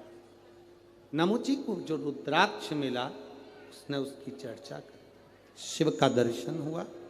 मांगो नमुची तुम्हें क्या चाहिए? दैत्य था नमुची, असुर था, राक्षस था, क्या चाहिए तुमको? नमुची ने कहा अगर आप मुझे केवल एक वर दे दो कि मैं कोई अस्त्र से, कोई शस्त्र से, कोई अग्नि से, कोई आकाश से, किसी भी चीज से मेरी मृत्यु न, मेरी मृत्यु ना हो, ये मुझे वर दिया जाए। हमने पहले भी कथा में कहा बादाम खाओगे तो भी मरोगे, नहीं खाओगे तो भी मरोगे। कथा सुनोगे, बोलते जाओ, तो भी मरोगे, नी सुनोगे तो भी मरोगे। राम नाम बोलोगे तो भी मरोगे, नी बोलोगे। बस अंतर इतना सा है, बिल्ली चूहे को अपने मुंह से पकड़ती है तो रक्त में सराबोर कर देती है, बिल्ली अपने मुख से अपने बच्चे को पकड़ती है तो खून नहीं आता, रक्त नहीं आता, बच्चा मरता नहीं। उसी तरह जो कथा सुनता है, भगवान का भजन करता है, मरता है पर काल में मसा नहीं जाता। जो बिना भजन के, बिना कथा के मर जाता है, वो अंत में चूहे जैसा रक्त में सनाबूर हो जाता है। मरना तो है, मृत्यु तो सत्य है। वाह, मौत कहां से टल सकती है। शिव कथा कर रही है, भगवान शंकर की कथा कर रही है, नमुची तुझे मरना तो पड़ेगा। तो नमुची ने कहा कि ये अस्त्र शस्त्र से मेरी मृत्यु ना हो। शिव जी ने कहा दिया तथास्तु, जा। अब नमुची को जब वर मिल गया, जब तक वर नहीं मिलता, जब तक के कोई पद नहीं मिलता, जब तक कोई प्रतिष्ठा नहीं मिलती, जब तक कोई स्थान नहीं मिलता, तब तक व्यक्ति थोड़ा भ्रमण करता रहता है, घूमता रहता है। जैसे आप लोग कथा में आए, आपको जगह नहीं मिलेगी तो आप पहले इधर जाओगे, उधर जाओगे, उधर जाओगे, 1 नंबर दरवाज़ा, 2 नंबर दरवाज़ा, 3 नंबर दरवाज़ा, सब दरवाजे पर घूम लोगे। तब आखिरी में तुम सोचोगे अब जगह वगह तो मिलने वाली नहीं है। फिर किसी पेड़ की छाँव में, जब पंडाल पूरे भरे हुए हैं, दुकानें पूरी भरी हुई है, जगहें पूरी भरी हुई है, तो किसी पेड़ की छाँव में तुम बैठ जाओ, स्थान पाना। अब नमुची को ये वर मिल गया कि अस्त्र शस्त्र से तू नहीं मरेगा, तो नमुची के हाथ में जो रुद्राक्ष था उसने वो फेंक दिया। रुद्राक्ष की माला देवऋषि नारद ने फेंकी थी, बंदर का मुंह लगा था। सुनिए ना कथा, केवल शिवजी ने रुद्राक्ष की माला दी थी और देवऋषि नारद ने ये कहकर फेंक दी, इससे मुझे क्या करना, उठाकर फेंक दी। बंदर का मुख लग गया। भगवान नारायण ने जरा सी निंदा सुन ली थी शंकर जी की, भगवान विष्णु ने थोड़ी सी निंदा शंकर जी की सुन ली थी तो उनको घोड़े का मुंह लगा था, हयग्रीव अवतार हुआ था। केवल निंदा सुनी थी शंकर भगवान की तो घोड़े का मुख लग गया। नारद जी ने शंकर की निंदा करी, रुद्राक्ष की माला फेंकी तो बंदर का मुख लग गया। शिव को जो जानता नहीं है वो बाद में पछताता है। और अंत समय प्रभु आना पड़े, आप भी बोलिए, जिसको आता है सब बोला करो साथ में। अंत समय प्रभु आना पड़े, वचन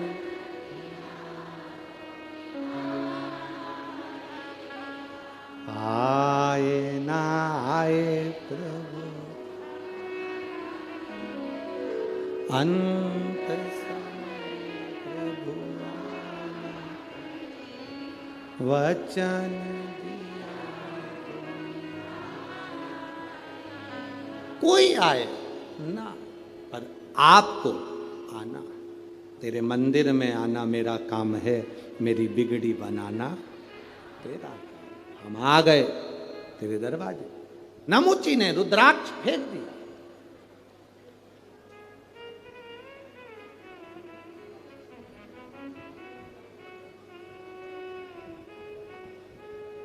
एक बेलपत्र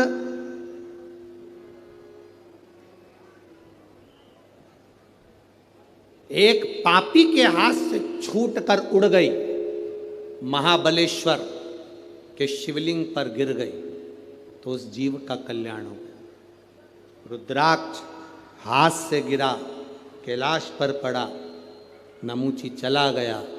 गलती क्या कर दी नमुची ने कि रुद्राक्ष को लांग गया। बेलपत्र, रुद्राक्ष, भगवान पे चढ़ा हुआ निर्माल्य लांघा नहीं जाता। उसको लांघना नहीं चाहिए। जिसने शंकर जी के निर्माल्य की विशेषता जानी है उसको एक पत्र आया है, देखिए।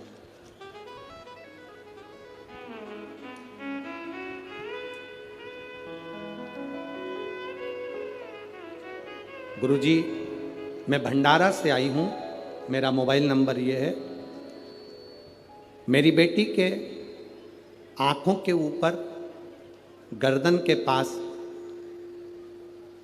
2021 से सफ़ेद दाग हो गए थे। गुरुदेव, आंखों के ऊपर भी सफ़ेद दाग हो गए, गर्दन के पास भी सफ़ेद दाग हो गए। डॉक्टरों के हिसाब से तो इलाज चल रहा था, पर डॉक्टरों ने कहा कि थोड़ा समय लगेगा, पर धीरे धीरे वो सफ़ेद दाग की बीमारी बढ़ती जा रही थी। गुरुदेव, अब करें तो करें क्या? बेटी की जिंदगी है, अगर उसको ये सफ़ेद दाग की बीमारी हो गई तो फिर शादी ब्याह कैसे होगा? गुरुदेव, एक सामान बेचने वाली हमारे दरवाजे पर आई। उसने मुझसे कहा, तुम्हारी बेटी की आंख के नीचे सफ़ेद दाग हो रहे हैं, गले पर सफ़ेद दाग हो रहे हैं, तुम पशुपति व्रत क्यों नहीं करती? शंकर जी के मंदिर में तुम्हारी बेटी से कहो कि झाड़ू लगाए, पोछा लगाए, शंकर जी का मंदिर पूरा साफ हो जाए। शंकर जी की जो जलाधारी है, जहाँ से पानी बहता है, उसका जल शरीर पर लगाना चालू करे।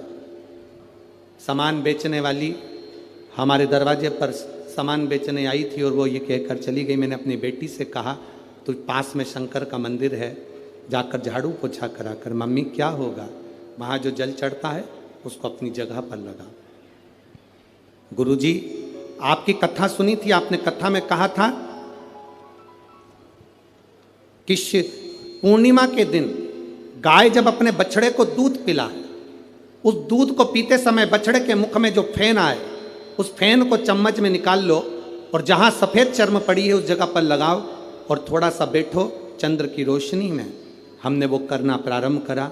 एक बार में तो बेटी ठीक नहीं हुई, पर दूसरी बार फिर करा। दूसरी पूर्णिमा आई, पशुपति व्रत करते रहे, बेटी मंदिर में सेवा करती रही। गुरुदेव, आज हम यहाँ नमन करने आए हैं। मेरी बेटी का पूरा सफ़ेद जो चमड़ी थी वो अपनी चमड़ी के रंग में आ गई। हम यहाँ प्रणाम करने आए। कहीं बैठी हो तो हाथ हिला सकती है, अगर कहीं बैठी हो तो अपना हाथ हिला सकती है। इसने एक लाइन बहुत अच्छी लिखी है भजन की, तेरे दरबार की बाबा निराली शान देवी है, तुझे देते नहीं देखा पर झोली भरी देवी है। ये शिव है। ओ गड़ी अकाल मृत्यु वो मरे जो काम करे चंडाल का, काल उसका क्या बिगाड़े जो भक्त हो मां। जो शिव का उपासक होता है उसको क्या भय, क्या भय? शंकर की आराधना करने वाले को क्या भय होगा? शिव उपासना करने वाले को क्या भय होगा?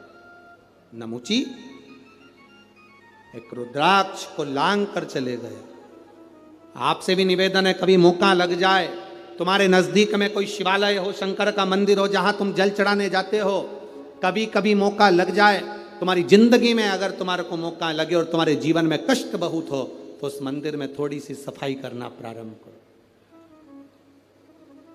थोड़ा निर्माल्य लेकर उसका विसर्जन, जल में नहीं, कहीं खड्डा खोद कर निर्माल्य को डालना प्रारंभ करो। नदी, तालाब, बावड़ी, कुआं, इसको स्वच्छ करो। हम लोग भगवान के विसर्जन का सामान सब नदी में डाल देते हैं, नदी का पानी दूषित हो जाता है, जल स्तर नीचे गिरता जाता है, पानी पृथ्वी में बचा नहीं। उस जल को हमें बचाना है। तुम्हारे घर में भभूति निकले, बेल निकले, नारियल निकले, फूल निकले, पत्ती निकले, निर्माल्य की जो सामग्री निकलती है, मंदिर का जो निर्माल्य निकलता है, उसको पानी में डालना बंद कर दो। नदी नाले में, सरोवर में, कुएं में, बावड़ी में डालना बंद कर दो। उस निर्माल्य की सामग्री को एक खड्डा खोदो, उसमें डालना प्रारंभ करो, जिससे उससे खाद बने। वो खाद बनेगी तो अपने पूरे नगर निगम में जहाँ जहाँ पेड़ लगे हैं उसमें वो खाद डालना चालू करो, जिससे वृक्ष भी आगे बढ़ेंगे और नदी, बावड़ी, तालाब सब स्वच्छ हों। कई लोगों ने निर्माल्य विसर्जन के रथ चालू करे हैं, यहाँ पर भी अगर किसी ने करे हैं तो उनको बहुत बहुत साधुवाद है, उनको धन्यवाद है, करना चाहिए। निर्माल्य, मंदिर का चढ़ा हुआ फूल पत्ती है सब पानी में नहीं डलना चाहिए, उसको एक खड्डे में डालो, जिससे नदी शुद्ध हो, तालाब शुद्ध हो, बावड़ी शुद्ध हो, जल स्तर बढ़े। पानी कम हो रहा है, पृथ्वी सूखी हो रही है, जल को बढ़ाना हमारा कार्य है। जल है तो कल है, जल नहीं होगा तो हमारा कल भी नहीं होगा। तो जल को सुरक्षित रखना हमारी जवाब, पानी को सुरक्षित रखा। शिव कथा कह रही है, नमूची ने केवल रुद्राक्ष को लांग गया नमूची, और रुद्राक्ष को नमूची लांगा। जैसे ही रुद्राक्ष को नमूची लांगा, लांगते से ही भगवान का अपमान कर कर निकल गया। कहीं बेलपत्र पड़ी हुई मिल जाए, हम यहाँ से नीचे उतरते हैं, कोई बेलपत्र पड़ी हुई मिल जाती है तो हम बच्चों को कह देते हैं ये बेलपत्र पड़ी है, इसको उठाओ, किसी का लात नहीं लगना चाहिए, कोई लांग ना जाए, कोई इसको इधर उधर ना पटके। किसी भी देवता पर चढ़ी हुई माला, विष्णु पुराण में लिखा है, दुर्वासा बाबा की गले की माला इंद्र को मिली, इंद्र ने ऐरावत को दी, ऐरावत ने वो माला अपनी सूंड में भरकर फेंकते हुए चला, जमीन पर फूल गिरते हुए गए। भगवान तभी क्रोध में आ गए और उसी समय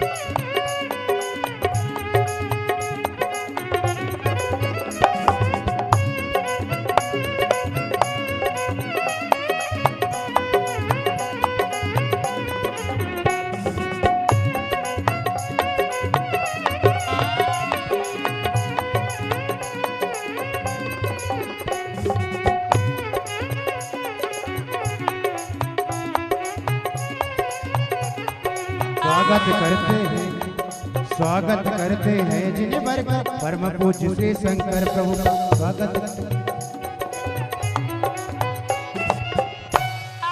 भोले गुरुदेव भगवान की जय। जय जय श्री राधे। सभी भक्तों को हर हर महादेव सदा जय श्री कृष्ण श्री शिवाय नमस्तुभ्यम।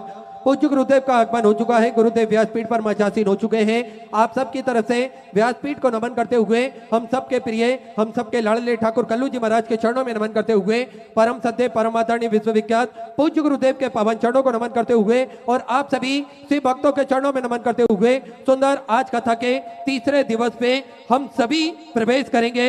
और हमारे बीच में ओजस प्रवीण देवतले जी मौजूद हैं, जिन्होंने तीरंदाजी में 3 गोल्ड मेडल हमारे भारत के दिलवाए हैं। मैं बड़े ही आदर और सम्मान से मंच पर बुलाना चाहूंगा आप प्रवीण जी एवं अर्चना जी देवतले अति शीघ्र मंच पे पधारे और पूज्य गुरुदेव से आशीर्वाद प्राप्त करें। एक बार जोरदार ताली बजाकर स्वागत करें। सुंदर कथा के क्रम में हम सभी जुड़ेंगे। उससे पहले जिन दादाताओं ने, जिन बाबा साहब ने मंदिर, गौशाला, वृद्धाश्रम, अन्य क्षेत्र में अपनी स्वराशि प्रदान करी, उन सभी पवनसरी पन्नेसरी दादाताओं के नाम स्वर्गीय विनोद कृष्ण जी चोरागढ़े की तरफ से अकोल खेड़ अकोट से सुंदर आपने 21,000 रुपए की स्वराशि देकर आजीवन भोजन भंडार एक सदस्यता ग्रहण करी, सुनहरे अक्षरों में अपना नामांकित कराया। बहुत बहुत बधाई। सुंदर विचार आपके स्वराशि आपने समर्पित की। श्यामा जी सोनी की तरफ से सुंदर 1,001 रुपए, सुनीता विनोद जी गोस्वामी मोदी नगर से सुंदर 21,000 रुपए की स्वराशि देकर आजीवन भोजन भंडार की सदस्यता ग्रहण करी, सुनहरे अक्षरों में अपना नामांकित कराया। बहुत बहुत बधाई। सुंदर विचार आपके स्वराशि आपने समर्पित की। सुनीता जी हिसार हरियाणा से सुंदर आपने 500 रुपए की स्वराशि बाबा कमरेश्वर धाम में समर्पित की। बहुत बहुत बधाई। विजय जी कटियार आगरा उत्तर प्रदेश से 2,500 रुपए की स्वराशि आपने समर्पित की। लीलाधर जी गहलोत नागदा मध्य प्रदेश से 500 रुपए, गुप्तदान में 500 रुपए, दिवाकर सिंह जी की तरफ से रायपुर छत्तीसगढ़ से 1100 रुपए, अनिल जी वर्मा की तरफ से बेंगलोर से 500 रुपए की स्वराशि समर्पित की। शीला जी रायपुर छत्तीसगढ़ से 500 रुपए, प्रियांशु विशाल जी शर्मा की तरफ से भिंड मध्य प्रदेश से 500 रुपए, दर्शना पांडुरंग जी जादव की तरफ से नासिक महाराष्ट्र से सुंदर 5,001 रुपए की स्वराशि आपने बाबा कमरेश्वर धाम में समर्पित की। बहुत बहुत बधाई। सुंदर विचार के 1400 राशि आपने समृद्ध की।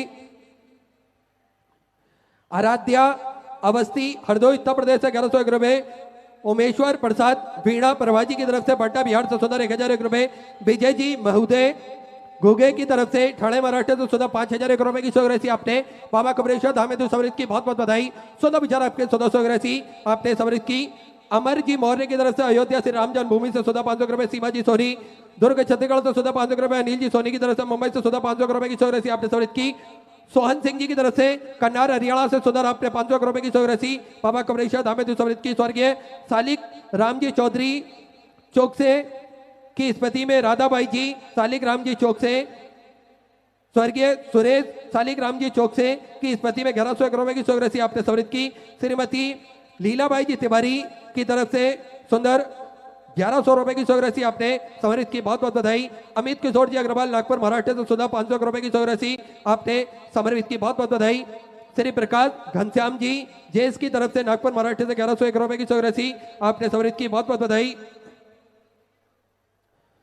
राजा राम लक्ष्मीकांत जी की तरफ से नांदेड़ महाराष्ट्र से सुंदर 500 रुपए की 100 राशि आपने बाबा कमरेश्वर धाम में समृद्ध की बहुत बहुत बधाई। सुंदर विचार आपके 1400 राशि आपने समर्पित की। जसपाल सिंह जी सालूजा दुर्ग छत्तीसगढ़ से सुंदर 1001 रुपए की 100 राशि आपने समृद्ध की। मीराबाई निम्बाजी चौधरी पुणे महाराष्ट्र से सुंदर 500 रुपए की 100 राशि आपने बाबा कमरेश्वर धाम में समृद्ध की बहुत बहुत बधाई। 14 विचार आपके 1400 राशि आपने समृद्ध की। दीन बंधु जी शर्मा फरीदाबाद हरियाणा से 500 रुपए। जीतू जी उपाध्याय गुड़गांव हरियाणा 1101 रुपए। संध्या जी त्रिपाठी की तरफ से आगरा उत्तर प्रदेश से 1001 रुपए। रुकमणी वीरेंद्र जी चंद्रकार की तरफ से करबदा छत्तीसगढ़ से 500 रुपए। गरिमा कुलदीप जी त्यागी की तरफ से बागपत से 500 रुपए की 100 राशि आपने बाबा कमरेश्वर धाम में समृद्ध की बहुत बहुत बधाई। 14 विचार आपके 1400 राशि आपने समृद्ध की। कैलाश कुमार जी कुंभारकर की तरफ से रायगढ़ छत्तीसगढ़ से सुंदर 1001 रुपए की 100 राशि समृद्ध की। हमारे बीच में सांसद जी यहां मौजूद है, बड़े ही आदर और सम्मान से मंच पे पधारे। परवड़ी से सांसद संजय बाबू जी जाधव बड़े ही आदर और सम्मान से मंच पे पधारे।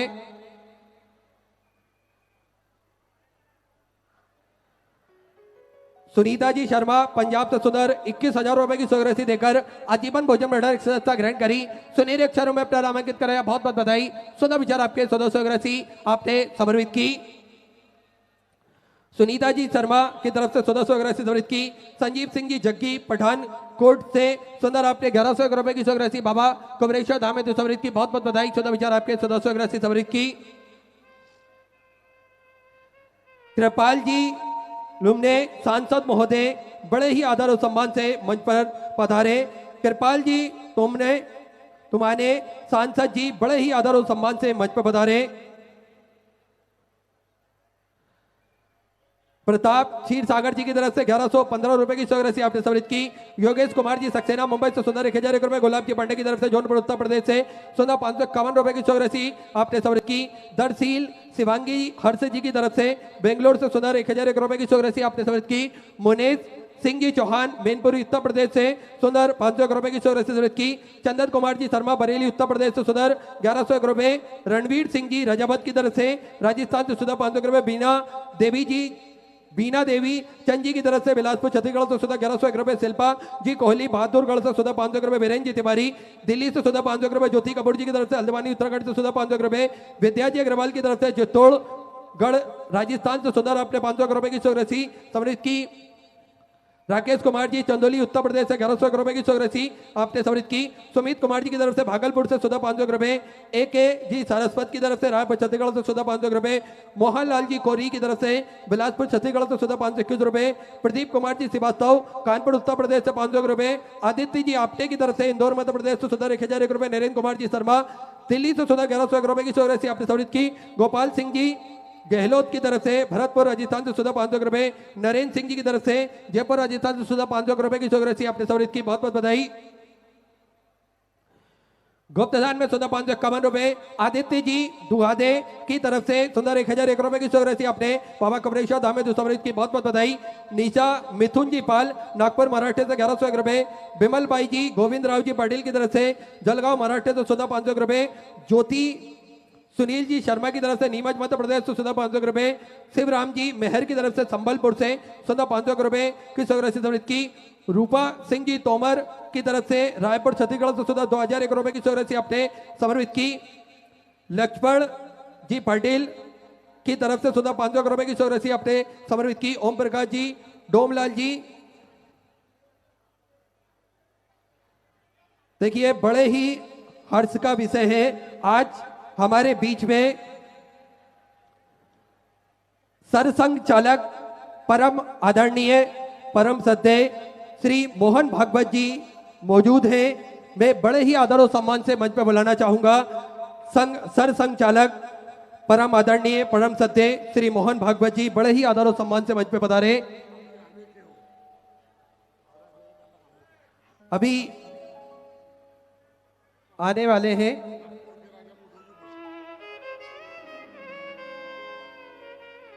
सुंदर कथाओं के क्रम से हम सभी जुड़ेंगे और बाबा भोलेनाथ की सुंदर कथा श्रवण करेंगे।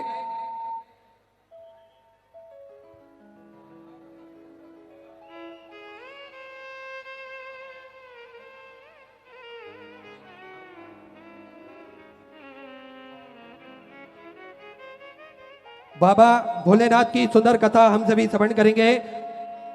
शशांक जी पांडे की तरफ से कबीर धाम से कबीर नगर से 1001 रुपए की सौरासी समृद्ध की। लवकुश कुमार जी की तरफ से बिजनौर उत्तर प्रदेश से 500 रुपए। राजेंद्र सिंह जी खींची की तरफ से अकलेरा से सुंदर आपने 500 रुपए की सौरासी समृद्ध की। मुकेश जी नेगी उत्तराखंड से सुधा 500 रुपए। ओम प्रकाश जी शर्मा आगरा उत्तर प्रदेश से 500 करोड़ रुपए। जितेंद्र कुमार जी सैनी सीकर राजस्थान से सुधा 500 करोड़ रुपए। अर्पण जी चौहान ब्यावर राजस्थान से सुधा 500 रुपए की सौरासी समृद्ध की। ललित सिंह जी विष्णु की तरफ से फरीदाबाद हरियाणा सुधा 500 रुपए। अरुण कुमार जी विपिन भाई जी की तरफ से बड़ौदा गुजरात से सुधा 500 रुपए। कुंदन विजय जी पटनी की तरफ से मुंबई से सुधा 501 रुपए की सौरासी समर्पित की।